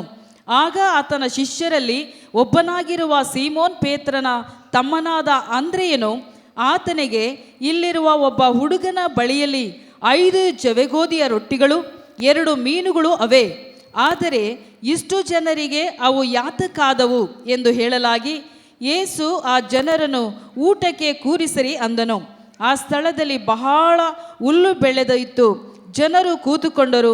ಗಂಡಸರ ಸಂಖ್ಯೆ ಹೆಚ್ಚು ಕಡಿಮೆ 5,000ವಿತ್ತು. ತರುವಾಯ ಯೇಸು ಆ ರೊಟ್ಟಿಗಳನ್ನು ತೆಗೆದುಕೊಂಡು ದೇವರ ಸ್ತೋತ್ರ ಮಾಡಿ ಕೂತುಕೊಂಡವರಿಗೆ ಹಂಚಿಕೊಟ್ಟನು. ಅದರಂತೆ ಮೀನುಗಳಲ್ಲಿಯೂ ಅವರಿಗೆ ಬೇಕಾದಷ್ಟು ಹಂಚಿಕೊಟ್ಟನು. ಅವರಿಗೆ ತೃಪ್ತಿಯಾದ ಮೇಲೆ ಯೇಸು ತನ್ನ ಶಿಷ್ಯರಿಗೆ, ಮಿಕ್ಕ ತುಂಡುಗಳನ್ನು ಕೂಡಿಸಿರಿ, ಇದರಲ್ಲಿ ಯಾವುದೂ ವ್ಯರ್ಥವಾಗಬಾರದು ಎಂದು ಹೇಳಿದನು. தமிழ்ல வாசிக்கலாம். இவைகளுக்கு பின்பு இயேசு திபேரியா கடல் எண்ணப்பட்ட கலிலேயா கடலின் அக்கறைக்கு போனார். அவர் வியாதிக்காரரிடத்தில் செய்த அற்புதங்களை திரளான ஜனங்கள் கண்டபடியால் அவருக்கு பின் சென்றார்கள். இயேசு மலையின் மேல் ஏறி அங்கே தம்முடைய சீஷருடனே கூட உட்கார்ந்தார். அப்பொழுது யூதருடைய பண்டிகையாகிய பஸ்கா சமீபமாயிருந்தது. இயேசு தம்முடைய கண்களை ஏறெடுத்து திரளான ஜனங்கள் தம்மிடத்தில் வருகிறதை கண்டு பிலிப்புவை நோக்கி, இவர்கள் சாப்பிடத்தக்க அப்பங்களை எங்கே கொல்லலாம் என்று கேட்டார். தாம் செய்ய போகிறதை அறிந்திருந்தும் அவனை சோதிக்கும்படி இப்படி கேட்டார். பிலிப்பு அவருக்கு பிரதியுத்தரமாக, இவர்களில் ஒவ்வொருவனும் கொஞ்சம் கொஞ்சம் எடுத்துக்கொண்டாலும் 200 பணத்து அப்பங்களும் இவர்களுக்கு போதாதே என்றான். அப்பொழுது அவருடைய சீஷரில் ஒருவனும் சீமோன் பேதுருவின் சகோதரனுமாகிய அந்திரேயா அவரை நோக்கி, இங்கே ஒரு பையன் இருக்கிறான், அவன் கையில் 5 வாற்கோதுமை அப்பங்களும் 2 மீன்களும் உண்டு, ஆனாலும் அவைகள் இத்தனை ஜனங்களுக்கு எம்மாத்திரம் என்றான். இயேசு ஜனங்களை உட்கார வையுங்கள் என்றார். அந்த இடம் மிகுந்த புல்லுள்ளதாய் இருந்தது. பந்தி இருந்த புருஷர்கள் ஏறக்குறைய 5000 பேராயிருந்தார்கள். இயேசு அந்த அப்பங்களை எடுத்து ஸ்தோத்திரம் பண்ணி சீஷரிடத்தில் கொடுத்தார். சீஷர்கள் பந்தி இருந்தவர்களுக்கு கொடுத்தார்கள். அப்படியே மீன்களையும் அவர் எடுத்து அவர்களுக்கு வேண்டிய மட்டும் கொடுத்தார். அவர்கள் திருப்தி அடைந்த பின்பு போதும். இப்ப நல்லா கவனிங்க. ಈಗ ಎಲ್ಲರೂ ಚೆನ್ನಾಗಿ ಗಮನಿಸ್ರಿ. ஒரு சம்பவம் நடக்குது பாருங்க. ಇಲ್ಲಿ ಒಂದು ಸಂಭವ ನಡೀತಾ ಇದೆ. இயேசு திபேரியா கடல் என்கிற ஒரு கடலுக்கு பக்கத்துல ஒரு மீட்டிங் நடத்துறார். ಯೇಸು ಒಂದು ತಿಮೇರಿಯ ಅಂತ ಹೇಳುವಂತ ಒಂದು ಸ್ಥಳದಲ್ಲಿ ಒಂದು ಮೀಟಿಂಗ್ ಅನ್ನು ನಡೆಸ್ತಾರೆ, ಸಮುದ್ರದ ಬಳಿಯಲ್ಲಿ. அங்க இயேசுக்கு பக்கத்துல 2 சீஷர்கள் வந்து நிக்கிறாங்க. ಯೇಸುವಿನ ಪಕ್ಕದಲ್ಲಿ 2 ಶಿಷ್ಯರು ಬಂದು ನಿಲ್ಲುತ್ತಾರೆ. ஒருவன் பிலிப்பு, இன்னொருவன் அந்திரேயா. ಒಬ್ಬನು ಫಿಲಿಪ್ಪನು, ಮತ್ತೊಬ್ಬನು ಅಂದ್ರೆಯ ಎಂಬುದಾಗಿ. சொல்லுங்க, ஒருத்தன் யாரு? ಯಾರು? ಒಬ್ಬನು ಯಾರು? பிலிப்பு. இன்னொருத்தன் யாரு? ಇನ್ನೊಬ್ಬನು ಯಾರು? அந்திரேயா. ಎಲ್ಲರೂ ಹೇಳಬೇಕು, ಮಾತಾಡಬೇಕು. இவங்க 2 பேரும் ஏன் நிக்கிறாங்க? ಇವರಿಬ್ಬರು ಯಾಕೆ ನಿಂತ್ಕೊಂಡಿದ್ದಾರೆ ಇಲ್ಲಿ? இவங்க 2 பேருடைய ஊரு பெத்சாயிதா, பக்கத்து ஊரு. அந்த மீட்டிங் நடக்கிற இடத்துக்கு பக்கத்து ஊரு பெத்சாயிதா. ಇವರ ಊರು ಆ ಮೀಟಿಂಗ್ ನಡೀತಿರುವಂತ ಊರಿನ ಪಕ್ಕದಲ್ಲೇ ಬೆತ್ಸಾಯಿದಾ ಅಂತ ಹೇಳುವಂತ ಪಕ್ಕದಲ್ಲಿರುವಂತ ಒಂದು ಊರಾಗಿತ್ತು. அதனாலதான் அவங்க 2 பேரும் வந்து நிக்கிறாங்க. ಅದಕ್ಕಾಗಿ ಅವರು ಇಬ್ಬರು ಬಂದು ನಿಲ್ತಾರೆ. ஏன்னா இப்ப ஆண்டவருக்கு ஏதாவது வாங்கணும், ஏதாவது உதவி ஏதாவதுன்னா அவங்க தானே செய்ய முடியும். ಈಗ ದೇವರಿಗೆ ಏನಾದರೂ ಬೇಕಂದ್ರೆ, ಸಹಾಯ ಬೇಕಂದ್ರೆ ಅವರಿಬ್ಬರು ತಾನೇ ಮಾಡಬೇಕು. இப்ப செல்லிக்கரையில ஏதாவது ಹಿರಿಯೂರ್ல செல்லிக்கரையிலன்னா உங்களை கேட்கலாம். ಹಿರಿಯೂರು ಚಳಿಕೆರೆ ಅಂದ್ರೆ ನಿಮ್ಮನ್ನ ಏನಾದರೂ ಕೇಳಬಹುದು. மதுரைனா எங்களை தானே கேட்கணும். ಮಧುರೆ ಅಂದ್ರೆ ನಮ್ಮನ್ನ ತಾನೇ ನೀವು ಕೇಳಬೇಕು. அது மாதிரி பிலிப்பும் அந்திரேயும் தான் பக்கத்து அந்த ஊர்க்காரங்க. ಈಗ ಈ ಫಿಲಿಪ್ಪನು ಅಂದ್ರೇನು ಆ ಊರಿನ ಪಕ್ಕದವರಾಗಿದ್ದರು. 2 பேரும் நிக்கிறாங்க. ಇಬ್ಬರು ನಿಂತಿದ್ದಾರೆ. ஆயிரக்கணக்கான ஜனங்கள் இருக்காங்க. ಸಾವಿರಾರು ಜನರು ಅಲ್ಲಿದ್ದಾರೆ. இப்ப ஆண்டவர் சாப்பாடு கொடுக்கணும். ಈಗ ಜನರಿಗೆ ಊಟ ಕೊಡಬೇಕು. ஆண்டவர் முதல்ல பிலிப்பை பார்த்து கேட்கிறார். ಮೊದಲು ದೇವರು ಫಿಲಿಪ್ಪನ್ ನೋಡಿ ಕೇಳ್ತಾರೆ, பிலிப்பு, இவங்க சாப்பிடுற அப்பங்களை எங்க வாங்கலாம் அப்படின்னு கேட்கிறார். ಇವರಿಗೆ ಊಟಕ್ಕೆ ಕೊಡಬೇಕಾದರೆ ರೊಟ್ಟಿಗಳಿಂದ ನಾವು ಎಲ್ಲಿಂದ ತರಬೇಕು? எங்க வாங்கலாம்னா என்ன சொல்லணும்? ಎಲ್ಲಿಂದ ತರಬೇಕಂದ್ರೆ ಏನ್ ಹೇಳ್ಬೇಕಾಗಿತ್ತು ಇವ್ರ ಉತ್ತರ? ஆண்டவரே, இந்த கடையில வாங்கலாம். ದೇವರೇ, ಇಂಥ ಅಂಗಡಿಯಲ್ಲಿ ಇಂಥ ಊರಲ್ಲಿ ಸಿಗುತ್ತೆ. அங்கிட்ட ஒரு கடை இருக்கா, அந்த பக்கம் வாங்கலாம். ಅಲ್ಲೊಂದು ಅಂಗಡಿ ಐತೆ, ಆ ಅಂಗಡಿಯಲ್ಲಿ ಸಿಗುತ್ತೆ. இந்த பஸ் ஸ்டாண்டுக்கு பக்கத்துல ஒரு கடை இருக்கா, அங்க வாங்கி போடுவோம். ಬಸ್ ಸ್ಟ್ಯಾಂಡ್ ಪಕ್ಕದಲ್ಲಿ ಒಂದು ಅಂಗಡಿ ಐತೆ, ಅಲ್ಲಿ ತಗೊಳ್ಬೇಡೋಣ. அப்படிதானே சொல்லணும். ಹಾಗೆ ತಾನೇ ಹೇಳ್ಬೇಕು. எங்க வாங்கலாம்? வேற இல்ல, எங்க வாங்கலாம்னு கேட்டா எங்க வாங்கணும்னு தானே சொல்லணும். ಎಲ್ಲಿ ತರೋಣ ಅಂತ ಹೇಳಿದ್ರೆ ಇಲ್ಲಿಂದ ತರೋಣ ಅಂತಾನೆ ಹೇಳ್ಬೇಕು ಇವರು. ஆனா இவர் எவ்வளவுக்கு வாங்கணும்னு பேசுறாரு. ಈತನು ಈತನು ಎಷ್ಟಿಗೆ ತರಬೇಕು ಎಂಬುದಾಗಿ ಮಾತುಕತೆ ನಡೆಸ್ತಾ ಇದ್ದಾನೆ. ஆண்டவர் பணத்தை பத்தி பேசவே இல்லையே. ದೇವರು ಹಣವನ್ನು ಕುರಿತೇ ಮಾತಾಡಿಲ್ಲ. எங்கன்னு தானே கேட்டாரு, இடத்தை தானே கேட்கிறாரு. ಎಲ್ಲಿಂದ ಸಿಗುತ್ತೆ ಅಂತ ಕೇಳಿದ್ರೆ ಸ್ಥಳವನ್ನು ಮಾತ್ರ ಕೇಳಿದ್ರು. ஆனா அது எவ்வளவுக்குன்னு பேசுறாரு பிலிப்பு. ಆದರೆ ಫಿಲಿಪ್ಪನು ಹಣವನ್ನು ಕುರಿತು ಮಾತಾಡ್ತಾ ಇದ್ದಾನೆ. அதுவும் பணம்லாம் சொல்றாரு, 200 பணம்ங்கிறாரு. ಅದು ಹಣ ಅಂತ ಹೇಳಿದ್ರೆ 200 ರೂಪಾಯಿಗಳನ್ನು ಕುರಿತು ಹೇಳ್ತಾ ಇದ್ದಾನೆ. 200 பணத்துக்கு வாங்கினா கூட பத்தாதுங்கிறாரு. 200 ಹಣದಕ್ಕೂ ಕೊಟ್ಟರು ರೊಟ್ಟಿಗಳು ಸಾಲದು ಅಂತ ಹೇಳ್ತಾನೆ. எவ்வளவு பணத்துக்கு வாங்கினாலும் பத்தாதா? ಎಷ್ಟು ಹಣಕ್ಕೆ ಕೊಂಡ್ಕೊಂಡ್ರು ಸಾಲಲ್ಲಂತೆ. 200 பணத்துக்கு வாங்கினாலும் பத்தாதா? 200 ಹಣದಕ್ಕೂ ಸಾಲಲ್ಲಂತೆ. இவனை சோதிக்கும்படி கேட்டாராம். ದೇವರು ಇವನನ್ನ ಪರೀಕ್ಷಿಸುವುದಕ್ಕಾಗಿ ಕೇಳಿದ್ರು. ಕೇಳ್ತಾ ಇದ್ದೀರಾ? இதுல என்ன சோதனை? ಇಲ್ಲಿ ಏನ್ ಪರೀಕ್ಷೆ ಇದೆ? இதுல என்ன சோதனை இருக்கு? ಇದು ದೇವರು ಏನ್ ಪರೀಕ್ಷೆ ಇಡ್ತಾ ಇದ್ದಾನೆ? சரி, இப்ப கவனிங்க. ಈಗ ಗಮನಿಸ್ರಿ. இன்னொரு ಶಿಷ್ಯன் இருக்கான். ಇನ್ನೊಬ್ಬ ಶಿಷ್ಯ ಇದ್ದಾನೆ. அவன் பேரு அந்திரேயா. ಅವನ ಹೆಸರು ಅಂದ್ರೆಯನು ಎಂಬುದಾಗಿ. அவன் ஒரு 5 அப்பங்களையும் 2 மீன்களையும் எடுத்துட்டு வர்றான். ಅಲ್ಲಿ ಅವನು 5 ರೊಟ್ಟಿ 2 ಮೀನುಗಳನ್ನ ತರ್ತಾನೆ. அவனும் அதைத்தான் சொல்றான். ಅವನು ಅದನ್ನೇ ಹೇಳ್ತಾ ಇದ್ದಾನೆ. இது இவ்வளவு ஜனங்களுக்கு பத்தாதேன்னு சொல்றான். ದೇವರೇ, ಈ 2 ರೊಟ್ಟಿ ಮೀನು 5 ರೊಟ್ಟಿ ಇಷ್ಟು ಜನರಿಗೆ ಸಾಕಾಗಲ್ಲ. பிலிப்பு சொன்ன மாதிரி தான் அவனும் சொல்றான். ಫಿಲಿಪ್ ಹೇಳಿದಂತೆ ಅವನು ಹೇಳ್ತಾನೆ. பிலிப்பு 200 பணத்துக்கு வாங்கினா பத்தாதுங்கிறான். ಫಿಲಿಪ್ಪನು 200 ಹಣಕ್ಕೆ ಕೊಂಡುಕೊಂಡ್ರು ಸಾಕಾಗಲ್ಲ ಅಂತ ಹೇಳ್ತಾನೆ. இவனும் பத்தாதுன்னு தான் சொல்றான். ಇವನು ಸಾಲಲ್ಲ ಅಂತ ಹೇಳ್ತಾ ಇದ್ದಾನೆ. இங்க என்ன நடக்குது? ಇಲ್ಲಿ ಏನು ನಡೀತಾ ಇದೆ? இப்ப கவனிங்க. ಈಗೆಲ್ಲ ಚೆನ್ನಾಗಿ ಗಮನಿಸ್ರಿ. ஆண்டவர் மீட்டிங்லாம் முடிச்சார். ಈಗ ದೇವರು ಮೀಟಿಂಗ್ ಎಲ್ಲ ಮುಗಿಸ್ಬಿಟ್ರು. ஜனங்களுக்கு சாப்பாடு கொடுக்கணும். ಜನರಿಗೆ ಆಹಾರ ಕೊಡಬೇಕು. முதல்ல பிலிப்பு பார்த்து கேட்கிறார். ಮೊದಲಾಗಿ ಫಿಲಿಪ್ಪನು ಕೇಳ್ತಾನೆ. என்ன பிலிப்பு, ಏನಪ್ಪಾ ಫಿಲಿಪ್ಪು, எங்க இவங்க சாப்பிடுறதுக்கு அப்புறம் சாப்பாடு வாங்கலாம்? ಎಲ್ಲಿಂದ ನಾವು ಊಟ ತರೋಣ ಇವರಿಗೆ? உடனே பிலிப்பு சொல்றான். ಎಲ್ಲರೂ ಕೇಳಿರಿ. ಫಿಲಿಪ್ ಹೇಳ್ತಾನೆ, 200 பணத்துக்கு வாங்கினாலும் பத்தாது ஆண்டவரே. 200 ಹಣಕ್ಕೂ ಕೊಂಡ್ಕೊಂಡ್ರು ಸಾಲಲು ದೇವರೇ. ஏன் இப்படி சொல்றான்? ಯಾಕಂತ ಹೇಳ್ತಾನೆ? பிலிப்புன்னா என்ன அர்த்தம் தெரியுமா? ಫಿಲಿಪ್ ಅಂದ್ರೆ ಏನ್ ಅರ್ಥ ಗೊತ್ತಾ? குதிரை பிரியன், லவர் ஆஃப் ஹார்சஸ். ಕುದುರೆಗಳ ಪ್ರಿಯನು ಎಂಬುದಾಗಿ. பிலிப்புவுக்கு என்ன ஆசைன்னா குதிரை மேல போகணும்னு ஆசை. ಫಿಲಿಪ್ಪನಿಗೆ ಆಸೆ ಏನಂದ್ರೆ ಕುದುರೆ ಮೇಲೆ ಹೋಗ್ಬೇಕು ಎಂಬುದಾಗಿ ಆಸೆ. எதுல போகணும்னு ஆசை? ಯಾವುದ್ರ ಮೇಲೆ ಹೋಗ್ಬೇಕಂತ ಆಸೆ? அந்த காலங்கள்ல ரோம பிரபுக்கள் தான் குதிரையில போவாங்க. ಆಗಿನ ಕಾಲದಲ್ಲಿ ರೋಮ ಅರಸರುಗಳು ಮಾತ್ರ ಕುದುರೆಗಳ ಮೇಲೆ ಹೋಗ್ತಾ ಇದ್ರು. இப்ப பிலிப்புவுக்கு என்ன ஆசைன்னா, ಈಗ ಫಿಲಿಪ್ಪನಿಗೆ ಏನ್ ಆಸೆ ಅಂದ್ರೆ, நம்ம ஊர்ல எல்லாம் இருக்குல்ல, ஆடியில போகணும், பென்ஸ்ல போகணும்னு. ನಮ್ಮ ಊರ್ ಜನಗಳಿಗೆ ಆಡಿಯಲ್ಲಿ ಹೋಗ್ಬೇಕು, ಬೆನ್ಸ್ ಕಾರಲ್ಲಿ ಹೋಗ್ಬೇಕು. அது மாதிரி இவருக்கு குதிரையில போகணும்னு ஆசை. ಆ ತರ ಇವನಿಗೆ ಕುದುರೆ ಮೇಲೆ ಹೋಗ್ಬೇಕೆಂಬುದಾಗಿ ಆಸೆ. இயேசுவின் நாட்கள்ல ஒரு குதிரையோட விலை 200 பணம். ಆಗಿನ ಕಾಲದಲ್ಲಿ, ಯೇಸುವಿನ ಕಾಲದಲ್ಲಿ ಒಂದು ಕುದುರೆಯ ಹಣ ಬೆಲೆ 200 ರೂಪಾಯಿಗಳಾಗ್ತಿತ್ತು. சொல்லுங்க, எவ்வளவு பணம்? ಎಷ್ಟು ಹಣ ಅದಕ್ಕೆ? இப்ப பிலிப்பு கொஞ்சம் கொஞ்சமா சேர்த்து, ಈಗ ಫಿಲಿಪ್ಪನು ಸ್ವಲ್ಪ ಸ್ವಲ್ಪ ಹಣ ಸೇರಿಸಿ அடிமடியில எவ்வளவு கட்டி இருக்காருன்னா 200 பணத்தை கட்டி வச்சிருக்காரு. ಗಂಟು ಮುಟ್ಟೆ ಕಟ್ಟಿಟ್ಟಿರುವಂತ ಹಣ ಎಷ್ಟು ಅಂದ್ರೆ 200 ಹಣ ಆದ್ರೂ ಗಟ್ಟಿಟ್ಟಿರ್ತಾನೆ. எதுக்கு? ಏನಕ್ಕಾಗಿ? குதிரை வாங்குறதுக்கு, ಕುದುರೆಯನ್ನ ಕೊಂಡುಕೊಳ್ಳೋದಕ್ಕಾಗಿ. பிலிப்புவுக்கு இப்ப என்ன நினைப்பு? ಈಗ ಫಿಲಿಪ್ಪನಿಗೆ ಏನು ಯೋಚನೆ? அப்பாடா, ಅಪ್ಪ, நம்ம ஊருக்கு பக்கத்துல வந்தாச்சு, ನಮ್ಮ ಊರಿನ ಪಕ್ಕದಲ್ಲಿ ನಾವು ಬಂದ್ಬಿಟ್ಟಿದೀವಿ, 200 பணம் சேர்த்துட்டோம், 200 ಹಣವನ್ನು ಸೇರಿಸ್ಬಿಟ್ಟಿದ್ದೇನೆ. பெத்சாயிதா கிரேக்க பட்டணம், ಬೆತ್ಸಾಯಿದ ಒಂದು ಗ್ರೇಕ್ ಪಟ್ಟಣವಾಗಿದೆ. பெரிய குதிரை சந்தையே இருக்காங்க. ಅಲ್ಲಿ ಕುದುರೆಗಳ ಸಂತೆನೇ ಇದೆ. ಅಲ್ಲಿ மீட்டிங் வேற முடிய போகுது, ಮೀಟಿಂಗ್ ಮುಗಿಯಲು ಹೋಗ್ತಾ ಇದೆ. 200 பணம் ரெடியா இருக்கு. 200 ಹಣಗಳು ಸಿದ್ಧವಾಗಿದೆ. எதுக்கு? ಏನಕ್ಕಾಗಿ? என்ன வாங்க? ಏನನ್ನ ಕೊಂಡುಕೊಳ್ಳಲು.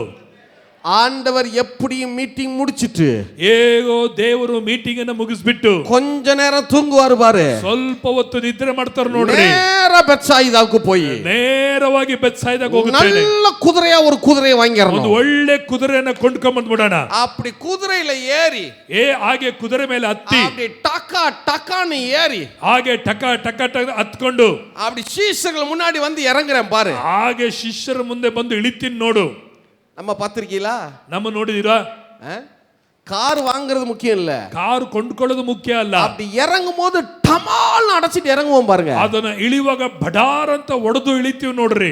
எல்லாரும் திரும்பி பார்க்கணும். ಎಲ್ಲರೂ ಯಾರಪ್ಪ ಅಂತ ತಿರುಗಿ ನೋಡ್ಬೇಕು. அந்த பேதுரு அவன் பக்கத்துல வந்து அப்படி இறங்கணும்யா. ಆ ಪೇತ್ರ ಇದ ನೋಡ್ರಿ, ಅವನ್ ಪಕ್ಕದಲ್ಲಿ ಬಂದು ಗಾಡಿ ನಿಲ್ಲಿಸ್ಬೇಕು. எதுக்கு எடுத்தாலும் நான் தான் பெரிய ஆளுனே ಅವನು சொல்லிட்டு ಯಾವಾಗ ನೋಡಿದ್ರು ನಾನೇ ನಾನೇ ನಾನೇ ದೊಡ್ಡವನ್ ತರ ಮಾತಾಡ್ಕೊಳ್ತಾನೆ. அவன் முன்னாடி குதிரையில வந்து எப்படி இறங்குன பாரு. ಅವನ ಮುಂದೆ ಕುದುರೆಯಲ್ಲಿ ಬಂದು ಹೇಗೆ ಇಳಿತೀನಿ ನೋಡು. நம்ம பத்திரிகையில நம்ம நாட்டுல ಅಂತ ಜನಗಳು ನೋಡಿದಿರ ನೀವು? கார் வாங்குறதுல இருக்கிறத விட சந்தோஷம் இருக்கிறத விட ಕಾರನ್ನ ಕೊಂಡುಕೊಳ್ಳುವುದರಲ್ಲಿ ಇರುವಂತ ಸಂತೋಷಕ್ಕಿಂತ அந்த சொந்தக்காரன் வீட்டுக்கு முன்னாடி போய் இறங்குறதுல தான் சந்தோஷமே. ಅವರ ನೆಂಟರು ಮನೇಲಿ ಹೋಗಿ ಕಾರನ್ನ ನಿಲ್ಲಿಸದೆ ಬಹಳ ಒಂದು ದೊಡ್ಡ ಸಂತೋಷ ಅವನಿಗೆ. கார் சந்தோஷம் இல்ல, ಕಾರಲ್ಲಿ ಸಂತೋಷ ಇಲ್ಲ. அத போட்டோ எடுத்து முதல்ல எதுல போடணும்? ಅದ್ರ ಫೋಟೋ ಹಿಡಿದು ಯಾವ್ದ್ರಲ್ಲಿ ಹಾಕ್ಬೇಕು? ஃபேஸ்புக்ல போடணும், ಫೇಸ್ಬುಕ್ ಅಲ್ಲಿ ನೋಡ್ಬೇಕು, ஸ்டேட்டஸ்ல போடணும். ಸ್ಟೇಟಸ್ ಅಲ್ಲಿ ಹಾಕ್ಬೇಕು. இப்ப பிலிப்புக்கு என்ன ஆசை? ಈಗ ಫಿಲಿಪಿನಿಗೆ ಏನ್ ಆಸೆ? என்ன வாங்கணும்? ಏನ್ ಕೊಂಡ್ಕೊಳ್ಬೇಕು ನಾನೀಗ? சொல்லுங்க, என்ன வாங்கணும்? ಏನ್ ಕೊಂಡ್ಕೋಬೇಕು? குதிரை. எவ்வளவு பணம்? ಎಷ್ಟು ಹಣ ಅದಕ್ಕೆ? இப்ப பிலிப்பு அடிமடியில் எவ்வளவு கட்டியிருக்காரு? 200 ರೂಪಾಯಿ. ಈಗ ಫಿಲಿಪ್ಪನ ಗಂಟು ಮುಟ್ಟ ಎಷ್ಟು ಕಟ್ಕೊಂಡಿದ್ದಾನೆ ಅವನು? இப்ப ஆண்டவர் பிலிப்ட்ட கேட்டார். ಈಗ ದೇವರು ಫಿಲಿಪ್ಪನ ಮೇಲೆ ಕೇಳಿದ್ರು, என்ன பிலிப்பு, ಏನಪ್ಪ ಫಿಲಿಪ್ಪು, எங்க அப்ப வாங்கலாம்? ಎಲ್ಲಿ ನಾವು ರೊಟ್ಟಿ ಕಟ್ಕೊಂಬರೋಣ? பிலிப்புக்கு நேரடியா தெரிஞ்சிருச்சு. ಫಿಲಿಪ್ಪನಿಗೆ ನೇರವಾಗಿ ಗೊತ್ತಾಗ್ಬಿಡ್ತು. சரி, ஆண்டவர் அடிமடியில கை வைக்கிறாரு. ಓಹೋ, ದೇವರು ನನ್ನ ಗಂಟಲ್ಲಿ ಈಗ ಜೋಬಲ್ಲಿ ಕೈ ಇಡ್ತಾ ಇದ್ದಾರೆ. பிலிப்பு நேரடியா விஷயத்துக்கே வந்துட்டாரு. ಈಗ ಫಿಲಿಪ್ಪನು ನೇರವಾಗಿ ವಿಷಯಕ್ಕೆ ಬಂದ್ಬಿಟ್ಟ. ஆண்டவரே, குதிரை வாங்குறதுக்காக வச்சிருக்கிறேன். ದೇವರೇ, ಕುದುರೆಯನ್ನ ಕೊಂಡ್ಕೊಳ್ಳೋಕ್ಕಾಗಿ ಇಟ್ಕೊಂಡಿದ್ದೀನಿ. அதெல்லாம் கேட்காதீங்க, ಅದನ್ನೆಲ್ಲ ಕೇಳಬೇಡ. 200 பணத்துக்கு அப்ப வாங்கினா பத்தாது. 200 ರೂಪಾಯಿಗೆ ಹಣ ಕೊಂಡ್ಕೊಂಡ್ರು ಸಾಲದು. இப்பவே சொல்லிட்டேன், தயவு செய்து கேட்றாதீரும். ಈಗಲೇ ಹೇಳ್ಬಿಡ್ತೀನಿ, ದಯವಿಟ್ಟು ನನ್ನ ಹಣ ಕೇಳಬೇಡ್ರಿ. எப்படி ஆள் பாருங்க, ಎಂತ ವ್ಯಕ್ತಿ ನೋಡ್ರಿ ಇವನು. 200 பணம் இருக்கு, 200 ಹಣ ಇದೆ, ஆனா கொடுக்க மனசு இல்ல. ಆದರೆ ಕೊಡಲಿಕ್ಕೆ ಮನಸ್ಸಿಲ್ಲ. 200 பணம், 200 ಹಣ, ஆனா மனசு இல்ல. ಆದರೆ ಮನಸ್ಸಿಲ್ಲ. 200 பணத்துக்கு வாங்கினா கூட பத்தாதான். 200 ಹಣಕ್ಕೆ ಕೊಂಡುಕೊಂಡ್ರು ಸಾಲದು. ஆண்டவர் பத்தார். ಈಗ ದೇವರು ನೋಡಿದ್ರು, 200 பணத்துக்கு வாங்கினா பத்தாதா? 200 ಹಣಕ್ಕೆ ತಗೊಂಡುಕೊಂಡ್ರು ಸಾಕಾಗಲ್ವಾ? அப்படியே நில்லு, ಹಾಗೆ ನಿಂತ್ಕೋ. இந்த பக்கம் பத்தார். ಈ ಕಡೆ ಇನ್ನೊಂದು ಕಡೆ ನೋಡಿದ್ರು. அந்திரேயா ಅಂದ್ರೆಯ கபடற்றவன். ಆತನು ನೋಡಬೇಕಾದ್ರೆ ಕಪಟ ಇಲ್ಲದವನು. அந்திரேயான்னா கபடற்றவன். ಅಂದ್ರೆ ಕಪಟ ಇಲ್ಲದವನು. யாரோ அவன்கிட்ட கொண்டு வந்து 5 வார்கோதுமை அப்பம், பார்லி அப்பம் கொடுத்துருக்காங்க. ಯಾರೋ ಅವನ ಬಳಿಯಲ್ಲಿ 5 ಜವೆ ಗೋಧಿ ರೊಟ್ಟಿಗಳನ್ನ ಕೊಟ್ಟಿದ್ರು. ஒரு சின்ன பையன், ಒಬ್ಬ ಸಣ್ಣ ಹುಡುಗ. வார்கோதுமை அப்பம் ஏழைகள் தான் சாப்பிடுவாங்க. ಆಗ ಜವೆ ಗೋಧಿ ರೊಟ್ಟಿಗಳನ್ನ ಬಡ ಜನಗಳು ಮಾತ್ರ ತಿಂತಿದ್ರು. மிடில் கிளாஸ், ஹை கிளாஸ்லாம் கோதுமை சாப்பிடுவாங்க. ಮಿಡ್ಲ್ ಕ್ಲಾಸ್ ಜನರು ಮತ್ತೆ ಹೈ ಕ್ಲಾಸ್ ಜನಗಳೆಲ್ಲ ಗೋಧಿ ರೊಟ್ಟಿಯನ್ನ ತಿಂತಿದ್ರು. ஆனா வார்கோதுமை லோக்கல அத பொருளாதாரத்துல கீழ்த்தங்கினவர்கள் தான், கீழானவர்கள் தான் அதை புசிப்பாங்க. ಜವೆ ಗೋಧಿ ರೊಟ್ಟಿಯನ್ನ ಕೀಳಾದ ಜನಗಳು, ಬಡತನ ರೇಖೆಯಲ್ಲಿರುವಂತ ಜನಗಳು ಆ ರೊಟ್ಟಿಗಳನ್ನ ತಿಂತಿದ್ರು. ஏழை குடும்பத்துல இருந்து வந்திருக்கான். ಆ ಹುಡುಗ ಒಬ್ಬ ಬಡ ಕುಟುಂಬದಲ್ಲಿ ಬಂದಿದ್ದಾನೆ. அவன் கொண்டு வந்து பிலிப்பிட்ட கொடுக்குறான், அந்திரேயாட்ட கொடுக்குறான். ಈಗ ಅದನ್ನ ತಗೊಂಡು ಬಂದು ಅಂದ್ರೆಯನ ಕೈಲಿ ಕೊಡ್ತಾ ಇದ್ದಾನೆ. அந்திரேயா கொண்டு வந்து ஆண்டவர்ட்ட நீட்டுறான். ಈಗ ಅಂದ್ರೆಯ ಬಂದು ದೇವರ ಕೈಯಲ್ಲಿ ಚಾಚ್ತಾ ಇದ್ದಾನೆ. கபடற்ற மனசு. ಆತನಲ್ಲಿ ನೋಡಬೇಕಾದ್ರೆ ಕಪಟವಿಲ್ಲದ ಮನಸ್ಸು. சொல்லுங்க, என்ன மனசு? ಎಂತ ಮನಸ್ಸು ರೀ? கபடற்ற ಎಲ್ಲರೂ மனசு. ಹೇಳ್ರಿ, ಎಂತ ಮನಸ್ಸು? ಕಪಟವಿಲ್ಲದ ಮನಸ್ಸು. அதை கொண்டு வந்து நீட்டுறான். ಅದನ್ನು ತಂದು ಬಂದು ಚಾಚ್ತಾನೆ. அது பத்தாதுன்னு எல்லாருக்கும் தெரியும். ಅದು ಸಾಲಲ್ಲ ಅಂತೇಳಿ ಎಲ್ಲರಿಗೂ ಗೊತ್ತು. ஆனா கவனிங்க, ಎಲ್ಲ ಚೆನ್ನಾಗಿ ಗಮನಿಸ್ರಿ. இப்ப ஆண்டவர் பிலிப்பை பார்த்து என்ன சொல்லலாம்? ಈಗ ಫಿಲಿಪ್ಪನ್ನು ನೋಡಿ ದೇವರು ಏನ್ ಹೇಳ್ಬೋದು? பிலிப்பு, ಫಿಲಿಪ್ಪನೇ, நீ குதிரை எல்லாம் ஒண்ணு வாங்க வேணாம், ನೀನು ಕುದುರೆ ಎಲ್ಲ ತಗೊಳ್ಬೇಡ, போய் அப்ப வாங்கிட்டு வா, ಹೋಗಿ ರೊಟ್ಟಿ ತಗೊಂಡ್ ಬಾ, நான் அதை எல்லாருக்கும் பிரிச்சு கொடுப்பேன், ನಾನು ಅದನ್ನೆಲ್ಲರೂ ಹಂಚಿ ಕೊಡ್ತೇನೆ, என்னால முடியும், ನನ್ನಿಂದ ಸಾಧ್ಯ, நீ போய் முதல்ல வாங்கிட்டு வாப்பா. ಹೋಗಿ ರೊಟ್ಟಿ ತಗೊಂಡು ಬಾ ಮೊದಲು. சொல்றதுனா சொல்லலாம், ಆದ್ರೆ ಹಾಗೆ ಹೇಳ್ಬೋದಾಗಿತ್ತು. கொடுக்க மனதில்லாத 200 பணத்தை அப்பத்துல அவர் கை வைக்க விரும்பல. ಕೊಡಲಿಕ್ಕೆ ಮನಸ್ಸಿಲ್ಲದವನ ಕೈಯಲ್ಲಿ, ಅವನ ರೊಟ್ಟಿಲಿ ಕೈ ಇಡಲಿಕ್ಕೆ ದೇವರು ಮನಸ್ಸು ಪಡಲಿಲ್ಲ. மனப்பூர்வமா கொடுக்கப்பட்ட 5 அப்பத்துல கை வைத்தாரு பாருங்க, அது ஏராளம் தாராளமாய் பெருகிற்று. ಆತನು ಮನಪೂರ್ವಕವಾಗಿ ಕೊಡಬೇಕೆಂಬುದಾಗಿ ತನ್ನ ಕೈಗಳನ್ನು ಚಾಚಿದನಲ್ಲ, ಅವನನ್ನು ದೇವರು ಏರಾಳವಾಗಿ ಆಶೀರ್ವದಿಸಿದನು. எத்தனை பேர் ஆமென் சொல்ல முடியும்? ಎಷ್ಟು ಮಂದಿ ಆಮೇನ್ ಅಂತ ಹೇಳ್ತೀರಿ? தேவன் பணத்தை பார்த்தல்ல, மனதை பார்த்து ஆசீர்வதித்தார். ದುಡ್ಡನ್ನು ನೋಡಿ ಹಣವನ್ನು ನೋಡಿ ಅಲ್ಲ, ಮನಸ್ಸನ್ನು ನೋಡುವಂತ ದೇವರಾಗಿದ್ದಾನೆ. எத்தனை பேர் ஆமென் சொல்ல முடியும்? ಎಷ್ಟು ಮಂದಿ ಆಮೇನ್ ಅಂತ ಹೇಳ್ತೀರಾ? கொடுக்கிறதுல ஒரு சந்தோஷம் இருக்கணும். ಕೊಡೋದ್ರಲ್ಲಿ ಒಂದು ಸಂತೋಷ ಇರಬೇಕು. உங்களுக்குள்ள அப்படியே மனசு துள்ளணும். ನಿಮಗೆ ಎಲ್ಲ ಹಾಗೆ ಕೊಡಲಿಕ್ಕಾಗಿ ಆತೊರೆಯಬೇಕು ಮನಸ್ಸು. எத்தனை பேர் ஆமென் சொல்றீங்க? ಎಷ್ಟು ಮಂದಿ ಆಮೇನ್ ಅಂತ ಹೇಳ್ತೀರಾ? சரி, வாசிங்களே. ಓದ್ರಿ லூக்கா புஸ்தகம் ಲೂಕನ್ ಬರೆದ ಪುಸ್ತಕ 20வது அதிகாரம் 20ನೇ ಅಧ್ಯಾಯ 45 இருந்து 45ರಿಂದ 21வது அதிகாரம் 6வது வசனம் வரைக்கும் 21ನೇ ಅಧ್ಯಾಯ 6ನೇ ವಚನ ತನಕ ಓದಬೇಕು. ಅರ್ಥ ಆಯ್ತಾ? ಲೂಕನ್ ಬರೆದ ಸುವಾರ್ತೆ 20ನೇ ಅಧ್ಯಾಯ 45ರಿಂದ 21ನೇ ವಚನದಿಂದ ಮತ್ತು 6 ವಚನ ತನಕ. ಜನರೆಲ್ಲರೂ ಕೇಳುತ್ತಿರುವಲ್ಲಿ ಆತನು ತನ್ನ ಶಿಷ್ಯರಿಗೆ ಹೇಳಿದ್ದೇನೆಂದರೆ, ಶಾಸ್ತ್ರಿಗಳ ವಿಷಯದಲ್ಲಿ ಎಚ್ಚರಿಕೆಯಾಗಿರಿ. ಅವರು ನಿಲುವಂಗಿಗಳನ್ನು ತೊಟ್ಟುಕೊಂಡು ತಿರುಗಾಡುವುದರಲ್ಲಿ ಮನಸ್ಸುಳ್ಳವರು, ಅಂಗಡಿ ಬೀದಿಗಳಲ್ಲಿ ನಮಸ್ಕಾರಗಳು, ಸಭಾ ಮಂದಿರಗಳಲ್ಲಿ ಮುಖ್ಯ ಪೀಠಗಳು, ಔತಣ ಪ್ರಶಸ್ತಿಗಳಲ್ಲಿ ಪ್ರಥಮ ಸ್ಥಾನ, ಇವುಗಳಲ್ಲಿ ಇಷ್ಟವುಳ್ಳವರು ಆಗಿದ್ದಾರೆ. ಅವರ ವಿಧವೆಯರ ಮನೆಗಳನ್ನು ನುಂಗಿ ನಟನೆಗಾಗಿ ದೇವರಿಗೆ ಉದ್ದವಾದ ಪ್ರಾರ್ಥನೆಗಳನ್ನು ಮಾಡುತ್ತಾರೆ. ಇಂಥವರು ಹೆಚ್ಚಾದ ದಂಡನೆಯನ್ನು ಹೊಂದುವರು ಅಂದನು. ಯೇಸು ತಲೆ ಎತ್ತಿ ನೋಡಿ ಐಶ್ವರ್ಯವಂತನು ಕಾಣಿಕೆಗಳನ್ನು ಬೊಕ್ಕಸದಲ್ಲಿ ಹಾಕುವುದನ್ನು ಕಂಡನು. ಆಗ ಒಬ್ಬ ಬಡ ವಿಧವೆಯು ಬಂದು 2 ಕಾಸುಗಳನ್ನು ಹಾಕಲು ಆತನು ಅದನ್ನು ನೋಡಿ, ನಿಮಗೆ ಸತ್ಯವಾಗಿ ಹೇಳುತ್ತೇನೆ, ಈ ಬಡ ವಿಧವೆ ಎಲ್ಲರಿಗಿಂತಲೂ ಹೆಚ್ಚಾಗಿ ಹಾಕಿದ್ದಾಳೆ. ಹೇಗೆಂದರೆ ಅವರೆಲ್ಲರೂ ತಮಗೆ ಸಾಕಾಗಿ ಮಿಕ್ಕದರಲ್ಲಿ ಕಾಣಿಕೆ ಕೊಟ್ಟರು, ಈಕೆಯೋ ತನ್ನ ಬಡತನದಲ್ಲಿಯೂ ತನಗಿದ್ದ ಜೀವನವನ್ನೆಲ್ಲ ಕೊಟ್ಟು ಬಿಟ್ಟಳು ಅಂದನು. ಕೆಲವರು ದೇವಾಲಯದ ವಿಷಯದಲ್ಲಿ ಅದು ಅಂದುವಾದ ಕಲ್ಲುಗಳಿಂದ ಹರಕೆಯ ಒಡವೆಗಳಿಂದಲೂ ಅಲಂಕಾರವಾಗಿದೆ ಎಂದು ಹೇಳುತ್ತಿರುವಾಗ ಆತನು, ನೀವು ಇವುಗಳನ್ನು ನೋಡುತ್ತೀರಲ್ಲ, ಇಲ್ಲಿ ಕಲ್ಲಿನ ಮೇಲೆ ಕಲ್ಲು ಉಳಿಯದೆ ಎಲ್ಲ ಕೆಡಲ್ಪಡುವ ದಿವಸಗಳು ಬರುವವು ಅಂದನು.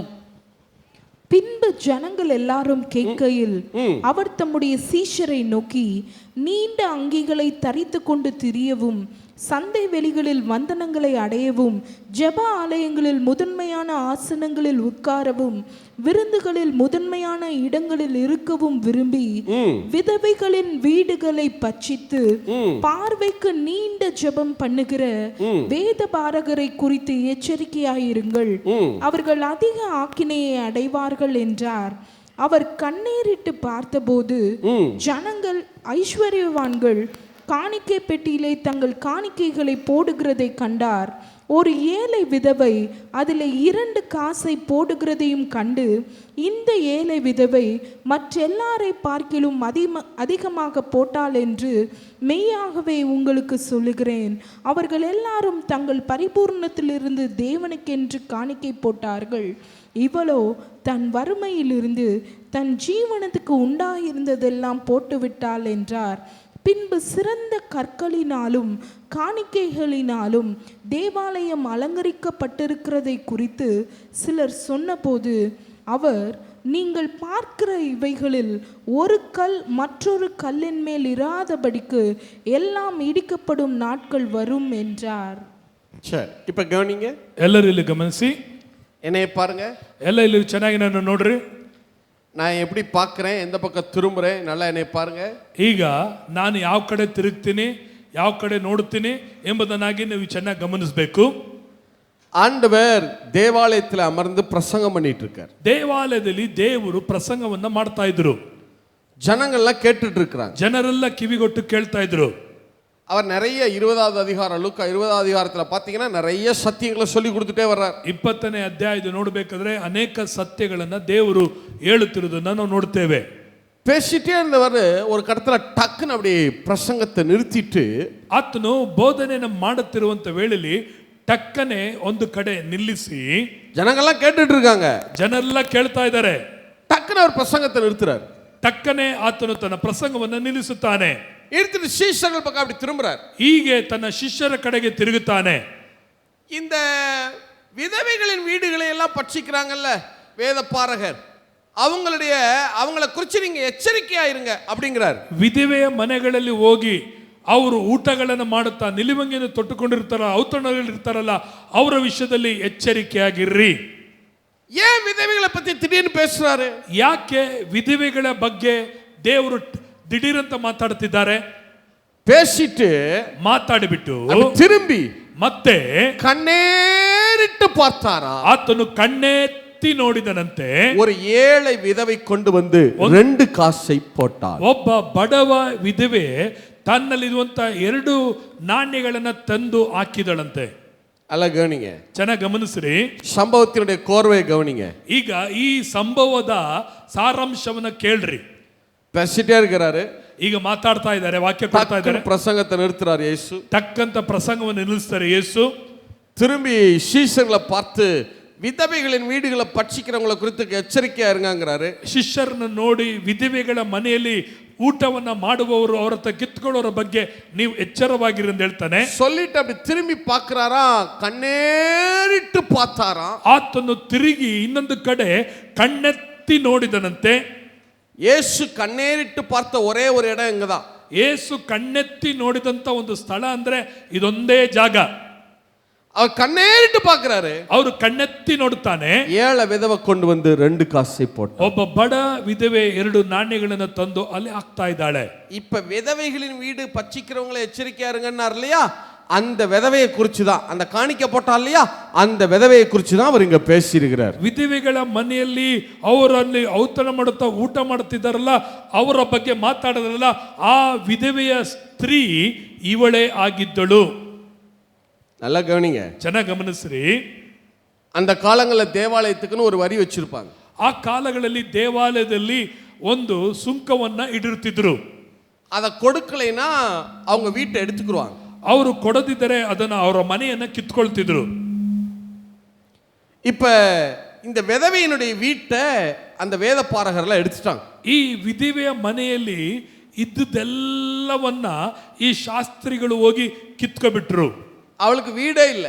ಇವಾಗ ಈ ಅಮ್ಮನಿಗೆ ಮನೆನೇ ಇಲ್ಲ, அவ்வளவு கஷ்டப்படுறான், ಅಷ್ಟು ಕಷ್ಟಪಡ್ತಾಳೆ.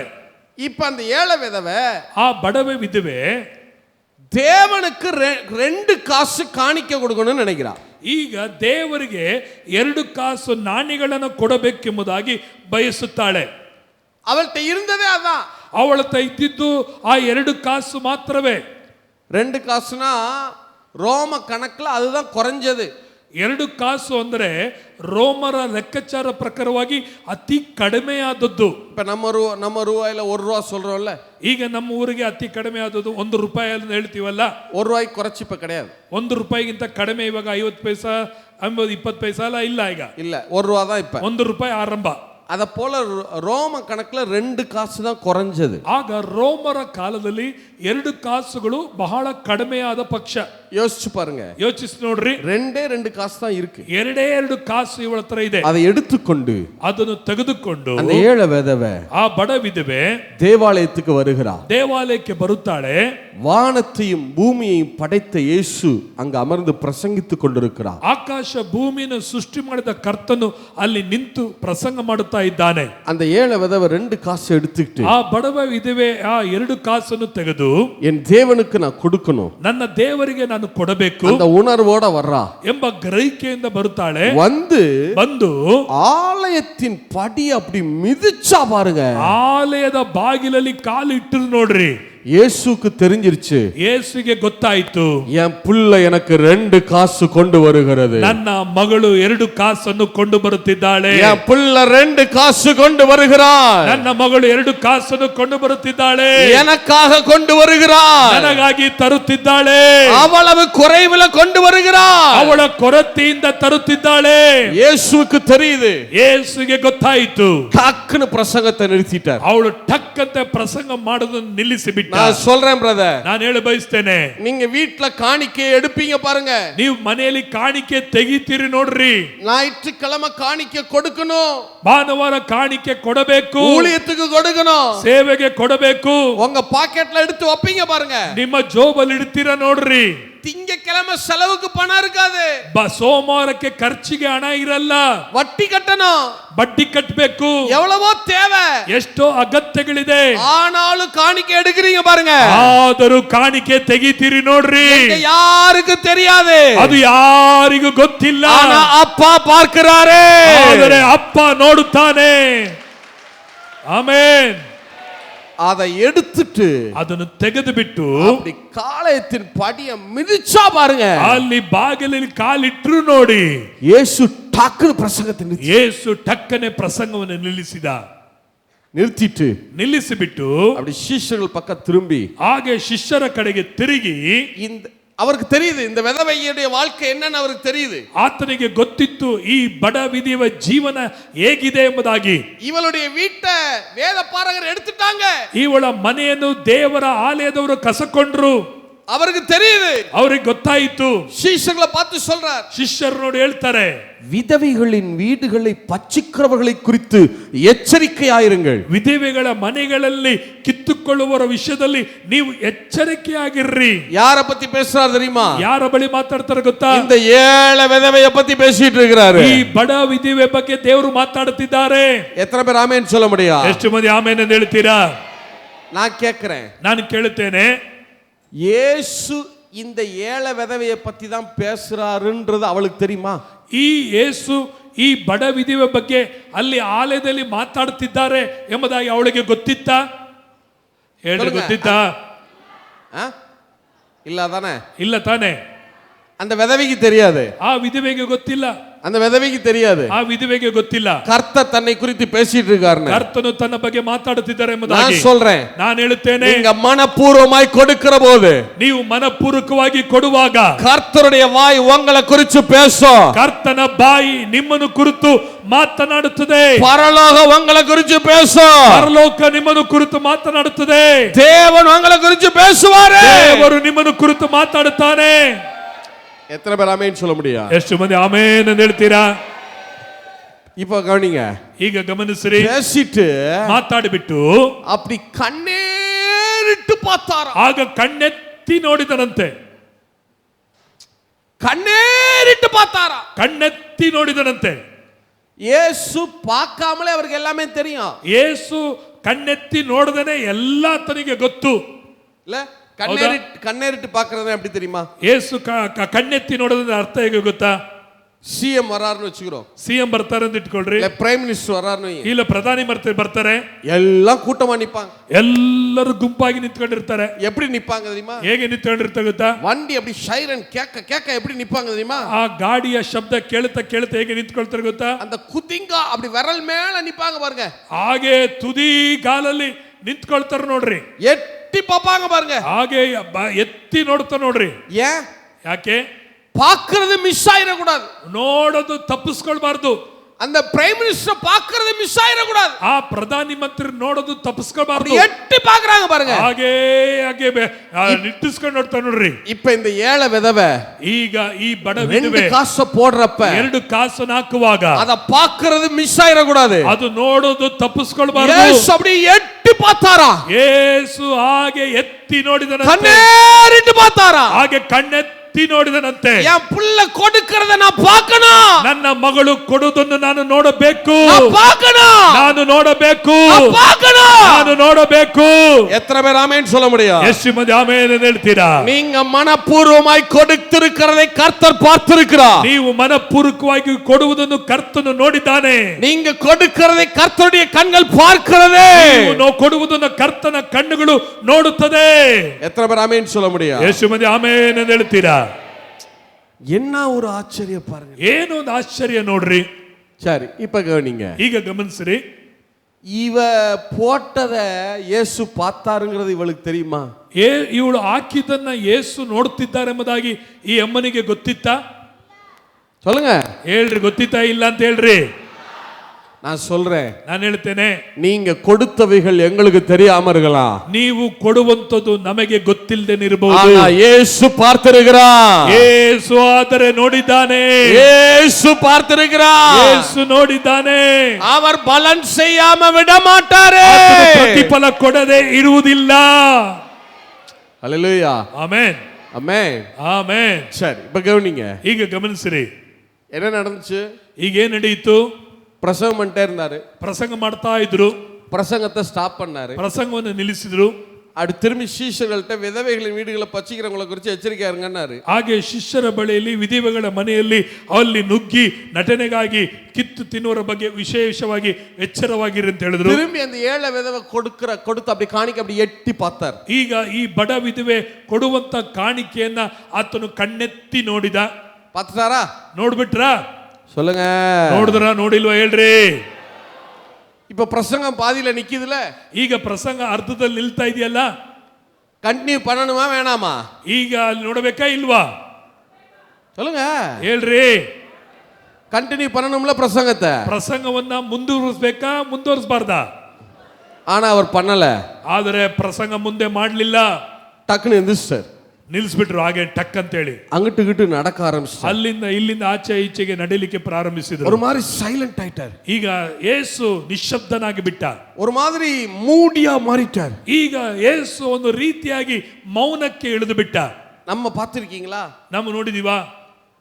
நம்ம ஒரு வேலை செஞ்சிட்டு இருக்கிறப்ப, ಏನೋ ಒಂದು ಕೆಲಸ ಮಾಡ್ತಿರುವಾಗ நம்ம மனதுல ஒரு தாக்கத்தை, இம்பாக்ட உண்டு பண்ற மாதிரி ஒரு காரியம் நடந்துருச்சுன்னா டப்புன்னு அப்படியே எல்லாமே விட்டுருவோம், அமைதியாயிருவோம். ನಮ್ಮ ಮನಸ್ಸಿಗೆ ತಾಕುವಂತೆ ಯಾವುದಾದರೂ ಒಂದು ವಿಷಯ ನಡೀತಂದ್ರೆ ನಾವು ನೋಡ್ಬಿಟ್ಟು ಅದನ್ನ ಮೌನವಾಗಿರ್ದು ಬಿಡ್ತೇವೆ, சைலண்ட் ஆயிருவோம், ಸೈಲೆಂಟ್ ಆಗಿಬಿಡ್ತೇವೆ, கொஞ்ச நேரம் அமைதியாயிருவோம். ಸ್ವಲ್ಪ ಹೊತ್ತು ನಿಶ್ಶಬ್ದವಾಗಿರ್ತೇವೆ. உண்மைதானா? ಹೌದಾ ಇಲ್ವಾ? ಹೌದಾ? ಹೌದಾ? இப்ப இயேசு டக்குன்னு மூடி ஆயிட்டாரு. அங்கிட்டு நடக்கிறாரு, இங்கிட்டு நடக்கிறாரு. ಯೇಸು ಈಗ ಮೌನವಾಗಿ ಬಿಟ್ಟು ಆಚೆ ಈಚೆ ನಡೀತಾ ಇದ್ದಾರೆ. எல்லாரும் பாக்குறாங்க, ಎಲ್ಲರೂ ನೋಡುತ್ತಿದ್ದಾರೆ. என்னப்பா பிரசங்கத்தை பண்ணாம அவராட்டுக்கு எந்திரிச்சு நடக்க ஆரம்பிச்சாரு, அங்கிட்டு இங்கிட்டு போயிட்டு இருக்காரு. ಏನಪ್ಪ ಪ್ರಸಂಗ ಮಾಡೋದು ನಿಲ್ಲಿಸ್ಬಿಟ್ಟು ಆಚೆ ಈಚೆ ಓಡಾಡ್ತಿದ್ದಾನಲ್ಲ, என்னாச்சு அவருக்கு? ಆತನಿಗೆ ಏನಾಯ್ತು? திடீர்னு எட்டி பார்த்தாரு, பார்த்தவர் அவர் வாட்டுக்கு எந்திரிச்சாரு. ಏನೋ ಅಲ್ಲಿ ತಲೆ ಕಣ್ಣೆತ್ತಿ ನೋಡಿದ, ಆದರೆ ಸುಮ್ಮನೆ ಆಗ್ಬಿಟ್ನಲ್ಲ. ಈಗ சீஷர்கள் எல்லாம் பாக்குறாங்க, ಶಿಷ್ಯರೆಲ್ಲ ನೋಡ್ತಾರೆ, பேதுருட்ட சொல்றாங்க, ಪೇತ್ರರು ಹೇಳ್ತಾರೆ, யோவான்ட்ட சொல்றாங்க, ಯೋಹಾನಿಗೆ ಹೇಳ್ತಾರೆ, போங்க. ಹೇಳ್ರಿ, பேதுரு யோவான் போங்க. ಪೇತ್ರ ಯೋಹಾನರು ಹೋಗ್ರಿ ಯೇಸು ಹತ್ರ. இயேசு ஏதோ ஒரு மாதிரி ஆயிட்டாரு. ಯೇಸು ಏನೋ ಆಗ್ಬಿಟ್ಟು ಮೌನವಾಗಿಬಿಟ್ಟಿದ್ದಾರೆ. ಹೋಗ್ರಿ ಹೋಗ್ರಿ, போய் அவர்ட்ட போய் பேசுங்க, ಹೋಗ್ರಿ ಅವ್ರ ಹತ್ರ ಮಾತಾಡ್ರಿ, அவரை கேஷுவலா மாத்துங்க, ಆತನ ಹೋಗಿ ಮಾಮೂಲ್ ತರ ಮಾಡ್ರಿ, சகஜ நிலைக்கு அவரை கொண்டு வாங்க, ಆತನ ಸಹಜವಾದ ಸ್ಥಿತಿಗೆ ಕೊಂಡು போய் ಬಂದ್ರಿ, பேசுங்க. ಹೋಗಿ ಮಾತಾಡ್ರಿ. உடனே பேதுரு யோவான் எல்லாம் போறாங்க. ಕೂಡಲೇ ಪೇತ್ರ ಯೋಹಾನರು ಹೋಗ್ತಾರೆ. ஆண்டவர் என்னாச்சு? ದೇವರೇ ನಿಮಗೆ ಏನಾಯ್ತು? ஒண்ணு இல்ல ಏನಿಲ್ಲ ಏನಿಲ್ಲ ಏನಾಗಿಲ್ಲ. இல்ல, ஒரு மாதிரி ஆயிட்டீங்களே, ಯಾಕೆ ಒಂಥರ ಆಗ್ಬಿಟ್ರಲ್ಲ ನೀವು? ஏதோ எட்டி பாத்தீங்க, ಏನೋ ನಾವು ಅಲ್ಲಿ ಕಣ್ಣೆತ್ತಿ ನೋಡಿದ್ರಿ. அந்த ஏழை விதவை அதிகம் கொடுத்தான்னு சொன்னீங்க, ಆ ಬಡವೆ ಇದುವೆ ಬಹಳ ಏನು ಕೊಡಲಿಲ್ಲ, அதோட ஒரு மாதிரி ஆயிட்டீங்க. ಅದರಿಂದ ನೀವೇನೋ ಒಂಥರ இல்ல, ಆಗ್ಬಿಟ್ಟಿದ್ದೀರಾ. ஒண்ணு இல்ல. ನನಗೆ ಏನಾಗಿಲ್ಲ. உடனே சீஷர்கள் எல்லாம் வர்றாங்க. ಕೂಡಲೇ ಶಿಷ್ಯರ ಹತ್ರ ಬರ್ತಾರೆ. சரி ஆண்டவரே, இத பாத்தீங்களா? ದೇವರೇ ಇದು ನೋಡೋಣ. ನಾವು ஆலயத்தெல்லாம் காட்டுறாங்க, ಆಲಯವನ್ನ ತೋರಿಸ್ತಾರೆ, அத பாருங்க.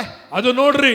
அவரை கேஷுவலா மாத்த ட்ரை பண்றாங்க. ಈಗ ಯೇಸುವನ್ನ ಸಾಧಾರಣ ಸ್ಥಿತಿಗೆ ಕೊಂಡು ಬರಲಿಕ್ಕಾಗಿ ಏನೆಲ್ಲ ಪ್ರಯತ್ನ ಪಡ್ತಿದ್ದಾರೆ.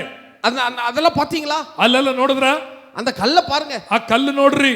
அந்த காணிக்கையை தான் வாங்கி இத நாங்க செஞ்சு வச்சிருக்காங்க. ಐಶ್ವರ್ಯವಂತರು ಕಾಣಿಕೆ ಬೊಕ್ಕಸ ಹಾಕೋದನ್ನು ಕಂಡು ಅಲ್ಲಿ ಅನೇಕರು ನೋಡಿದರು.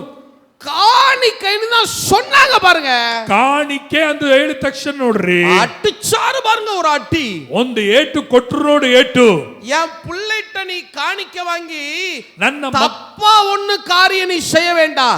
ನೀನು ನನ್ನ ಮಕ್ಕಳ ಹತ್ರ ಕಾಣಿಕೆ ತಗೊಂಡು ತಪ್ಪಾಗಿ ಏನೊಂದನ್ನು ಮಾಡಬೇಡ.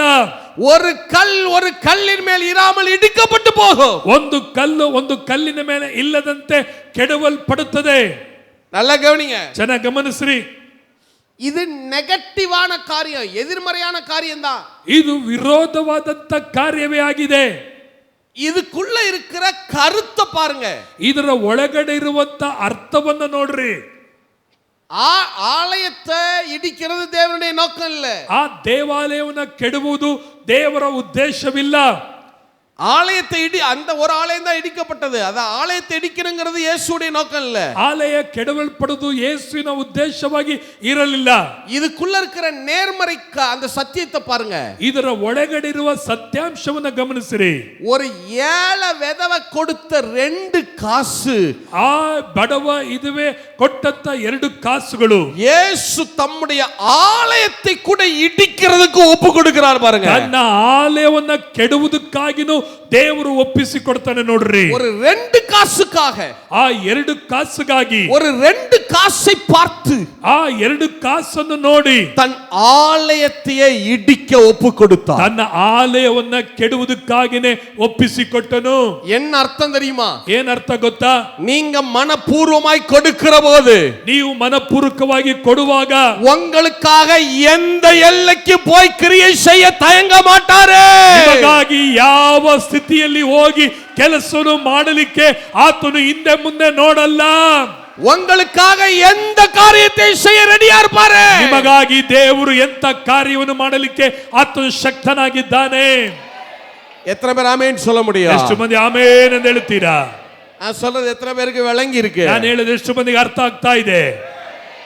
அன்னைக்கு இடிச்ச ஆலயம் இன்னைக்கு வரைக்கும் கட்ட முடியல பாருங்க. ಅವತ್ತು ಕೆಡವಿದಂತ ಆಲಯ ಇದುವರೆಗೂ ಕಟ್ಟಲ್ಪಡಲಿಲ್ಲ ನೋಡ್ರಿ. 2 காசுக்காக இடிக்க ஒப்பு கொடுக்கப்பட்ட ஆலயம் 2000 வருஷமா கட்ட முடியல. 2 ಕಾಸುಗಾಗಿ ಕೆಡವಲ್ಪಟ್ಟಂತ ಆಲಯ ಈಗ 2000 ವರ್ಷಗಳಾದರೂ ಕಟ್ಟಲ್ಪಡಕ್ಕಾಗಲಿಲ್ಲ. நான் சொல்றேன், ನಾನು ಹೇಳುತ್ತೇನೆ, உங்க மனப்பூர்வத்துக்காக, ನಿಮ್ಮ ಮನಪೂರ್ವಕ್ಕಾಗಿ உலகத்துல எந்த காரியத்தை செய்ய அவர் தயங்க மாட்டாரு. ಲೋಕದಲ್ಲಿ ಯಾವ ಕಾರ್ಯಗಳನ್ನು ಮಾಡಲಿಕ್ಕೆ ದೇವರು ಯೋಚಿಸುವುದಿಲ್ಲ. எந்த எல்லைக்கு போய் இயேசு கிரியை செய்வார். ಯಾವ ಎಲ್ಲೆಗಳಲ್ಲಿ ಹೋಗಿ ಯೇಸು ಕಾರ್ಯವನ್ನು ಮಾಡುತ್ತಾನೆ. எத்தனை பேர் ஆமென் சொல்ல முடியும்? ಎಷ್ಟು ಮಂದಿ ಆಮೇನ್ ಎಂದು ಹೇಳ್ತೀರಾ? அவர் உங்கள் பணத்தை பார்க்கிறவர் அல்ல. ಆತನು ನಿಮ್ಮ ಹಣವನ್ನು ನೋಡುವವನಲ್ಲ, உங்கள் மனதை பார்க்கிறவர். ನಿಮ್ಮ ಮನಸ್ಸನ್ನು ನೋಡುವವನಾಗಿದ್ದಾನೆ. யோசிச்சு பாருங்க. ಯೋಚಿಸಿ ನೋಡ್ರಿ. பிரசங்கத்தை நிறுத்திட்டாருங்க. ಪ್ರಸಂಗ ಮಾಡದೆ ನಿಲ್ಲಿಸ್ಬಿಟ್ರು, இல்ல? ಹೌದಾ? இயேசு பண்ணிட்டு இருந்த பிரசங்கத்தை நீங்க நிறுத்திட்டார். ಯೇಸು ಮಾಡ್ತಿದ್ದ ಪ್ರಸಂಗವನ್ನೇ ನಿಲ್ಲಿಸ್ಬಿಟ್ರು. இயேசு எதுக்கு பூமிக்கு வந்தாரு? ಯೇಸು ಏನಕ್ಕಾಗಿ ಭೂಮಿಗೆ ಬಂದರು? வார்த்தையானவர் ஆயிற்றவர். ಆತನು ವಾಕ್ಯವಾಗಿದ್ದಾನಲ್ಲ, சுவிசேஷத்தை, நற்செய்தியை, வார்த்தையை கொடுக்க வந்தாரே, ಸುವಾರ್ತೆಯನ್ನ ವಾಕ್ಯವನ್ನ ಸಾರಿ ಹೇಳಲಿಕ್ಕಾಗಿ ತಾನೇ ಬಂದನು. அன்னைக்கு அந்த ஏழை விதவைக்காக நிறுத்தினார் பாருங்க பிரசங்கம். ಅವತ್ತು ಆ ಬಡವೆ ವಿಧವೆಗೋಸ್ಕರ ಮಾಡಿದ ಪ್ರಸಂಗವನ್ನು ನಿಲ್ಲಿಸಿದ ನೋಡ್ರಿ. அந்த பிரசங்கத்தை இன்னைக்கு தேதி வரைக்கும் அதுக்கப்புறம் கண்டினியூ பண்ணவே இல்லை அவர். ಆ ನಂತರವಾಗಿ ಇದುವರೆಗೂ ಯೇಸು ಆ ಪ್ರಸಂಗವನ್ನ ಮುಂದರಿಸಲೇ ಇಲ್ಲ.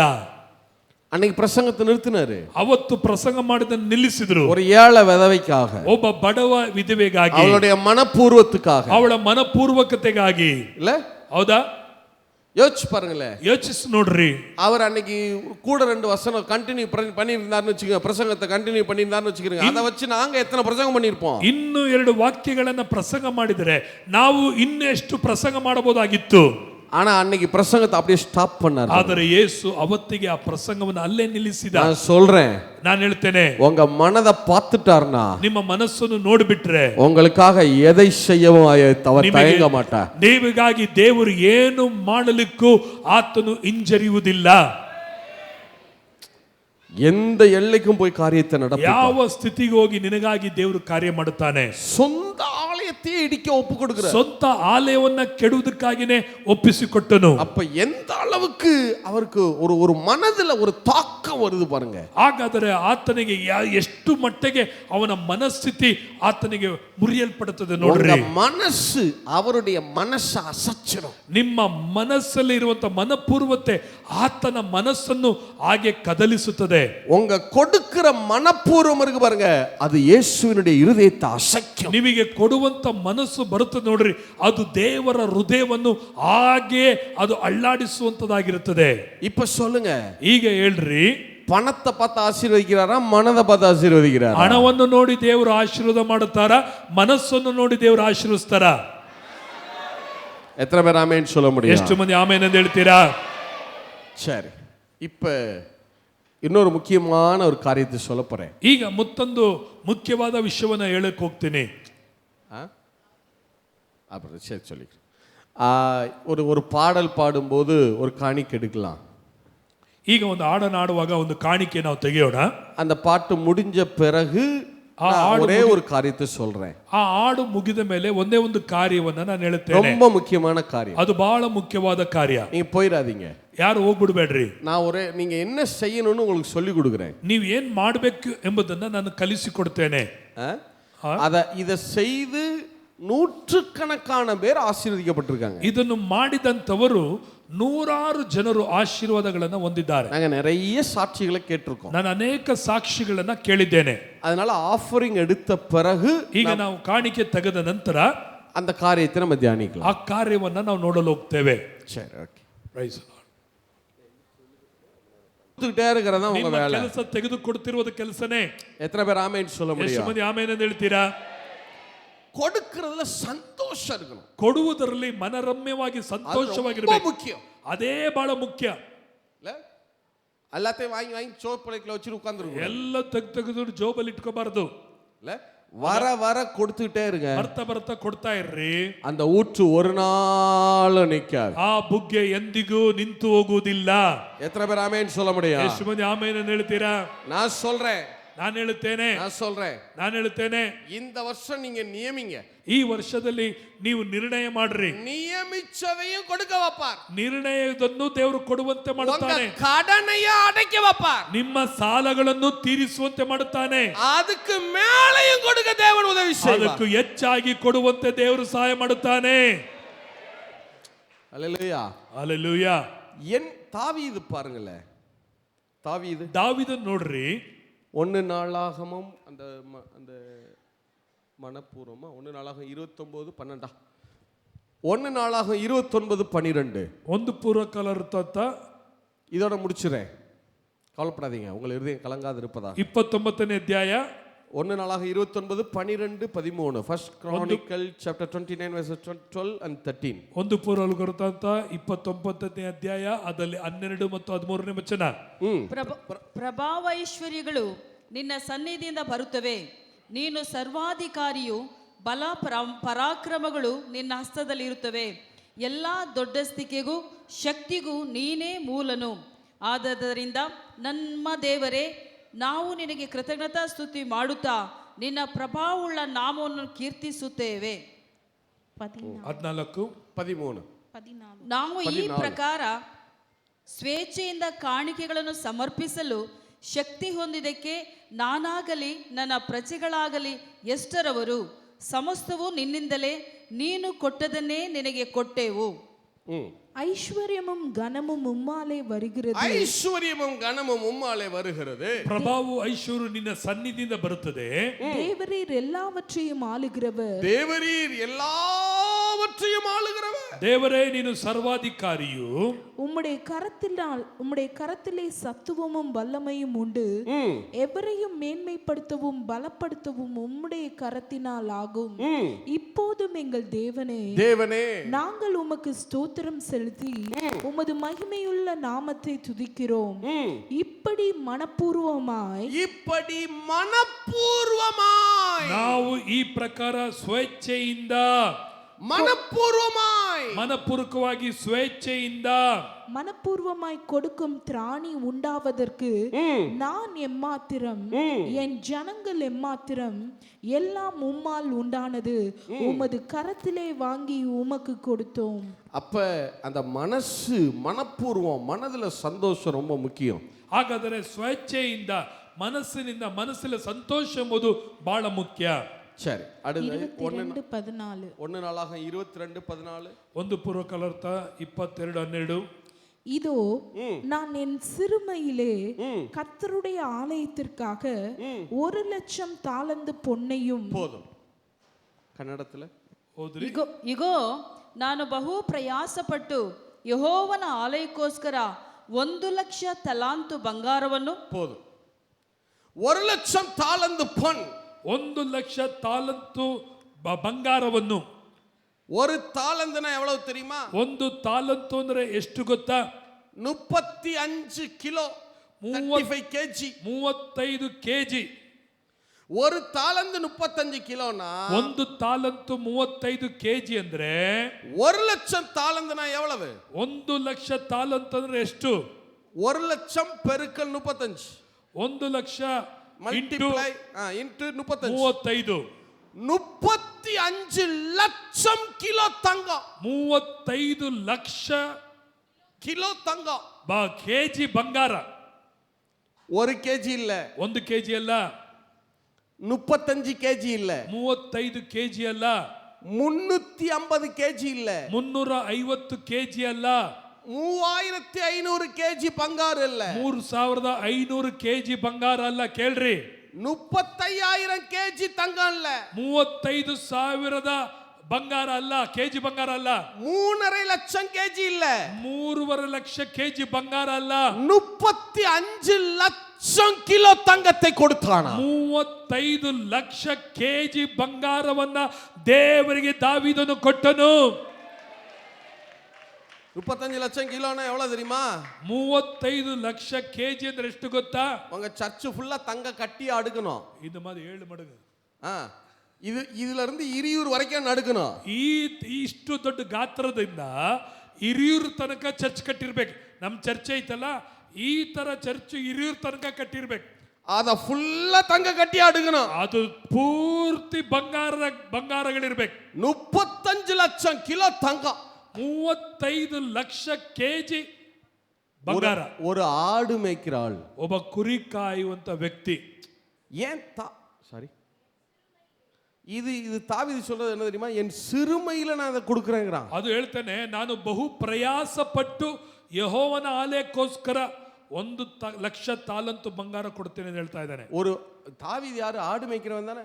ದಾವಿದನ ಯಾರು? ಕುರಿ ಕಾಯುವವನು. ಕೇಳ್ತಾ ಇದ್ದೀರಾ? ஒரு ஆடு மேய்க்கிறவனுக்கு எவ்வளவு பெரிய மனசு. ಕುರಿ ಕಾಯುವವನಿಗೆ ಎಷ್ಟು ದೊಡ್ಡ ಮನಸ್ಸು ನೋಡ್ರಿ. நான் ஆண்டோட்ட கேட்டேன், ನಾನು ದೇವರ ಹತ್ರ ಕೇಳಿದೆ, அதெல்லாம் இருக்கட்டும், ಅದೆಲ್ಲ ಇರ್ಲಿ, இவனுக்கு எப்படி இப்படி தங்கம் கிடைச்சிச்சு? ಇವನಿಗೆ ಹೇಗೆ ಇಷ್ಟು ಬಂಗಾರ ಸಿಕ್ತು? அப்பதான் ஆண்டவர் சொன்னாரு, ಆಗ ದೇವರು ಹೇಳಿದ್ರು, தாவீது தங்கமா கொடுத்துக்கிட்டே இருந்தான் எனக்கு, நானும் அவனுக்கு தங்கமா கொடுத்துக்கிட்டே இருந்தேன். ದಾವಿದನು ನನಗೆ ಬಂಗಾರವಾಗಿನೇ ಕೊಡ್ತಾ ಇದ್ದ, ಅದಕ್ಕೆ ನಾನು ದಾವಿದನಿಗೆ ಬಂಗಾರಗಳನ್ನೇ ಕೊಡುತ್ತಿದ್ದೆ. நீங்கள் எதை விதைக்கிறீர்களோ அதையே அறுப்பீர்கள். ನೀವು ಯಾವುದನ್ನು ಬಿತ್ತುತ್ತೀರೋ ಅದನ್ನೇ ಕೊಯ್ಯುವಿರಿ. எத்தனை பேர் ஆமென் சொல்ல முடியும்? ಎಷ್ಟು ಮಂದಿ ಆಮೇನ್ ಅಂತ ಹೇಳ್ತೀರಾ? நல்லா கவனிங்க, ಚೆನ್ನಾಗಿ ಕೇಳ್ರಿ. ஆலயத்துல ஒரு தேவை வருதுன்னு வச்சுக்கிறேங்க. ಆಲಯಕ್ಕೆ ಸೇವೆಗೆ ಒಂದು ಅಗತ್ಯ ಬರುತ್ತದೆ ಇಟ್ಕೊಳ್ರಿ. ஆலயம் இப்ப கட்டணும், ಆಲಯ ಕಟ್ಟಲ್ಪಡಬೇಕು, ஒரு ஸ்பீக்கர் வாங்கணும், ಒಂದು ಸ್ಪೀಕರ್ ತಗೊಳ್ಬೇಕು, கேமரா இல்ல கேமரா வாங்கணும், ಕ್ಯಾಮ್ರಾ ಇಲ್ಲ ಚರ್ಚಿಗೆ ಕ್ಯಾಮ್ರಾ ತಗೊಳ್ಬೇಕು, பின்னாடி LED ஸ்கிரீன் இல்ல ಹಿಂದ್ಗಡೆ LED ಸ್ಕ್ರೀನ್ ಇಲ್ಲ LED ಸ್ಕ್ರೀನ್ ತಗೋಬೇಕು, ஃபுல்லா ஏசி போடணும், ಒಳಗಡೆ AC ಹಾಕ್ಬೇಕು. சர்ச் வந்து கர்த்தருடைய தானே, ಚರ್ಚ್ ಬಂದು ಕರ್ತನದು ತಾನೇ. உண்மையா இல்லையா? ಹೌದಾ ಇಲ್ವಾ? ನಿಜನಾ ಇಲ್ವಾ? அதுல ஒரு தேவைனா கர்த்தர் தானே சந்திக்கணும். ಅದರ ಅಗತ್ಯ ಏನಾದ್ರು ಬೇಕಾದ್ರೆ ದೇವ್ರು ತಾನೇ ಸಂಧಿಸಬೇಕು. ஏன் ஆண்டவர் ஆலயத்துல ஒரு தேவையை அனுமதிக்கிறார்? ಯಾಕೆ ಆಲಯದಲ್ಲಿ ದೇವರು ಒಂದು ಅಗತ್ಯವನ್ನ ಅಲ್ಲಿ ಇಡ್ತಾನೆ? ஏன் அனுமதிக்கிறார் தெரியுமா? ಯಾಕೆ ಅನುಮತಿ ಮಾಡ್ತಾನೆ? ஆலயத்துல ஒரு தேவை உருவாகுதுனால என்ன அர்த்தம் தெரியுமா? ಆಲಯದಲ್ಲಿ ಒಂದು ಅವಶ್ಯಕತೆ ಇದೆ ಅಂದ್ರೆ ಅದರ ಅರ್ಥ ಏನು ಗೊತ್ತಾ? அந்த ஆலயத்துல இருக்கிற யாரையோ அவர் ஆசீர்வதிக்க நினைக்கிறாரு. ಆ ಆಲಯದಲ್ಲಿ ಇರುವವರನ್ನ ಯಾರೋ ಒಬ್ಬರನ್ನ ಕರ್ತನು ಆಶೀರ್ವದಿಸಬೇಕಂತಿದ್ದಾನೆ. அந்த தேவைக்கு அவங்க கொடுக்கணும்னு நினைக்கிறாரு. ಆ ಅವಶ್ಯಕತೆಯನ್ನ ನೀನು ಸಂಧಿಸಬೇಕು ಎಂಬುದಾಗಿ ದೇವರು ಬಯಸುತ್ತಾನೆ. அந்த தேவைக்கு கையை நீட்டி கொடுக்கிறப்ப தேவன் பன்மடங்காய் கொடுக்க ஆரம்பிக்கிறாரு. ಆ ಅವಶ್ಯಕತೆಗಾಗಿ ನೀನು ಕೈ ಚಾಚಿ ಕೊಡುವಾಗ ದೇವರು ಏರಾಳವಾಗಿ ನಿನ್ನನ್ನು ಆಶೀರ್ವದಿಸುತ್ತಾನೆ. எத்தனை பேர் ஆமென் சொல்ல முடியும்? ಎಷ್ಟು ಮಂದಿ ಆಮೇನ್ ಅಂತ ಹೇಳ್ತೀರಿ? இல்ல சகரியா ಜಕರ್ಯ 4:10, 4:10, ಜಕರ್ಯ 4:10. அற்பமான ஆரம்பத்தின் நாளை யார் அசட்டை பண்ணலாம்? பூமி எங்கும் சுற்றி பார்க்கிறவைகளாகிய கர்த்தருடைய 7 கண்களும் செருபாபேலின் கையில் இருக்கிற தூக்கு நூலை சந்தோஷமாய் பார்க்கிறது என்றார். சந்தோஷமாய் பார்க்கிறது. ಸಂತೋಷದಿಂದ ನೋಡುತ್ತೇವೆ. ಆ ದೀಪಗಳಿಂದ ಸೂಚಿತವಾದ 7 ಕಣ್ಣುಗಳನ್ನು ಭೂಲೋಕದ ಎಲ್ಲಾ ಕಡೆಗಳಲ್ಲಿ ಪ್ರಸರಿಸುತ್ತಾ ತೂಕದ ಗುಂಡು ಜೆರುಬ್ಬಾಬೆಲನ ಕೈಯಲ್ಲಿ ಇರುವುದನ್ನು ಸಂತೋಷದಿಂದ ನೋಡುತ್ತೇವೆ. ಹೀಗಿರುವಲ್ಲಿ ಅಲ್ಪ ಕಾರ್ಯಗಳ ದಿನವನ್ನು ಯಾರು ತಿರಸ್ಕರಿಸಾರು? இதோடு முடிக்கிறேன். ಇದೊಂದು ಮುಗಿಸ್ತೇನೆ. ஜனங்கள் எல்லாம் பாபிலோனிலிருந்து திரும்பி வர்றாங்க. எருசலேம் சிறையிருப்புல இருந்து திரும்பி வந்துட்டாங்க. ಜನರೆಲ್ಲರೂ ಸೆರೆಯಿಂದ ತಿರುಗಿ ಬಾಬೆಲಿಂದ ಹಿಂತಿರುಗಿ ಬರುತ್ತಾರೆ. ஆலயத்தை கட்ட போறாங்க. ಆಲಯವನ್ನು ಕಟ್ಟುತ್ತಿದ್ದಾರೆ. அப்ப எல்லாரும் செருபாபேல்ட்ட வர்றாங்க. ಎಲ್ಲರೂ ಜೆರುಬ್ಬಾಬೆಲನ ಬಳಿಗೆ ಬರುತ್ತಾರೆ. எல்லாரும் என்ன நினைக்கிறாங்க? ಎಲ್ಲರೂ ಏನು ಅನಿಸ್ತಾರೆ? நமக்கு ஒரு ராஜா வேணும். ನಮಗೊಬ್ಬ ಅರಸನು ಬೇಕು. யார ராஜாவாக்கலாம்? ಯಾರನ್ನು ರಾಜನಾಗಿ ಮಾಡೋಣ?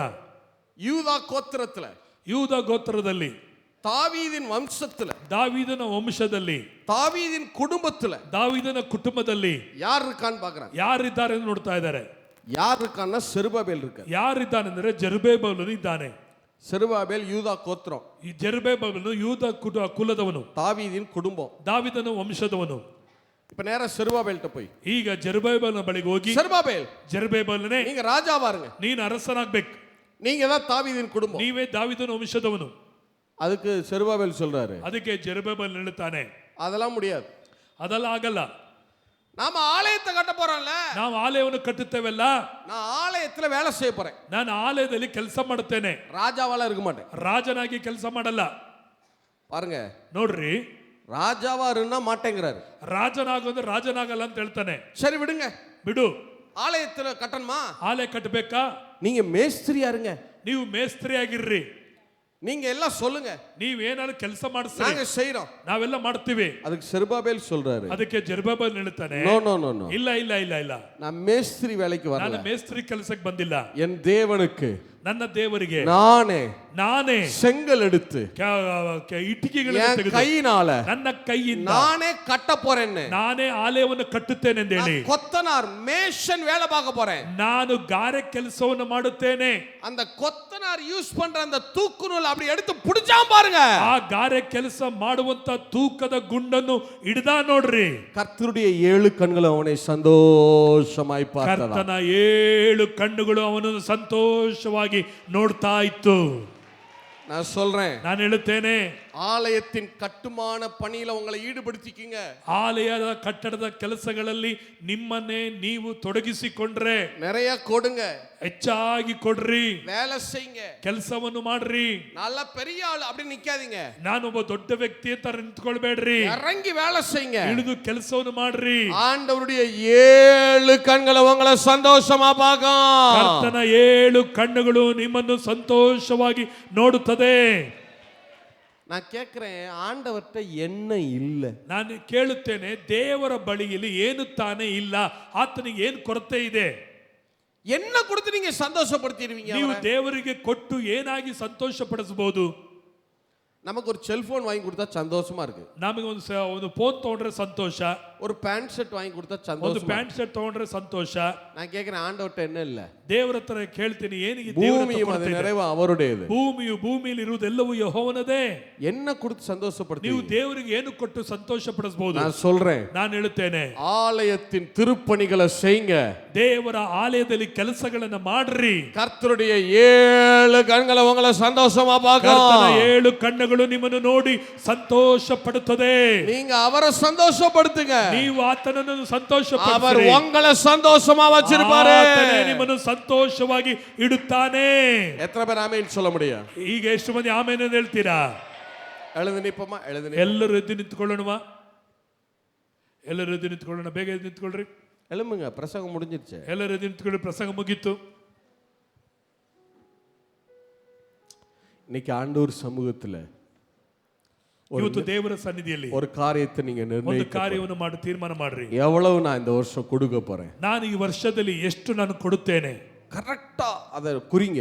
ಅದನ್ನು ಕರೆಕ್ಟ್ ಆಗಿ ನಿರ್ಣಯಿಸಿರಿ. கொடுக்க எழுதுங்க. ಕೊಡುತ್ತಾ ಬರೀರಿ. எழுதாம விட்டுறாதீங்க. ಬರೀದನ್ನು ಬಿಟ್ಟು ಬಿಡಬೇಡ್ರಿ. யோசிச்சு எழுதுங்க. ಯೋಚಿಸಿ ಬರೀರಿ. ஏன்னா எழுதாம விட்டீங்கன்னா அப்படியே அது ஒரு மாதிரி ஆயிரும். ಅದು ಬರೀದೆ ಬಿಟ್ಬಿಟ್ರೆ ಅದು ಹಾಗೆ ಹೋಗ್ಬಿಡುತ್ತೆ. அதனால கரெக்டா எழுதுங்க. ಕರೆಕ್ಟ್ ಆಗಿ ಬರೀರಿ. நீங்க வர வர வர வர கொடுத்துட்டே இருங்க. ನೀವು ಬರ್ತಾ ಬರ್ತಾ ಕೊಡ್ತಾನೆ ಇರ್ರಿ. அப்பா உங்களை பன்மடங்காய் உங்களை bless ಕರ್ತನು பண்ணுவார். ಅತ್ಯಧಿಕವಾಗಿ ನಿಮ್ಮನ್ನು ಆಶೀರ್ವದಿಸುತ್ತಾನೆ. எத்தனை பேர் ஆமென் சொல்ல முடியும்? ಎಷ್ಟು ಮಂದಿ ಆಮೆನ್ ಅಂತ ಹೇಳ್ತೀರಾ? ಕರಗಳೆತ್ತಿ ಹೇಳೋಣ. வலது கரத்தை உயர்த்தி ಕರಗಳನ್ನು ಮೇಲೆ ಕೆತ್ತಿ. தேவனே ದೇವರೇ தேவனே ದೇವರೇ மனப்பூர்வம் கொடுங்க. ಮನಪೂರ್ವಕವಾಗಿ ಕೊಡಿರಿ. எங்க ஜனத்துக்கு மனப்பூர்வம் உண்டாகட்டும். ನಮ್ಮ ಜನರಿಗೆ ಮನಪೂರ್ವಕವಾಗಿ ಕೊಡಲಿಕ್ಕೆ ಸಹಾಯ ಮಾಡು. ஆயிரங்களை அல்ல, ಸಾವಿರಗಳಲ್ಲ, லட்சங்களை கொடுக்கிற மனது, ಲಕ್ಷಗಳನ್ನು ಕೊಡುವಂತ ಮನಸ್ಸು, லட்சங்களை கொடுக்கிற மனது, ಲಕ್ಷಗಳನ್ನು ಕೊಡುವಂತ ಮನಸ್ಸು எங்க பிள்ளைகளுக்கு உண்டாவதாக. ನಮ್ಮ ಮಕ್ಕಳಿಗೆ ಉಂಟಾಗಲಿ. எங்க பிள்ளைகளுக்கு உண்டாகட்டும். ನಮ್ಮ ಮಕ್ಕಳಿಗೆ ಉಂಟಾಗಲಿ. குறைவுகள் மாறட்டும். ಕೊಡುವುದರಲ್ಲಿ ಮಾರ್ಪಡಲಿ. கடன் மாறட்டும். ಸಾಲಗಳು ಮಾರ್ಪಡಲಿ. இங்க இருக்கிற ஒவ்வொருத்தரும் ಇಲ್ಲಿರುವ ಒಬ್ಬೊಬ್ಬರು கோடீஸ்வரர்களாய் இருப்பார்களாக. ಕೋಟ್ಯಾಧಿಪತಿಗಳಾಗಿ ಒಬ್ಬೊಬ್ಬರು ಇರಲಿ.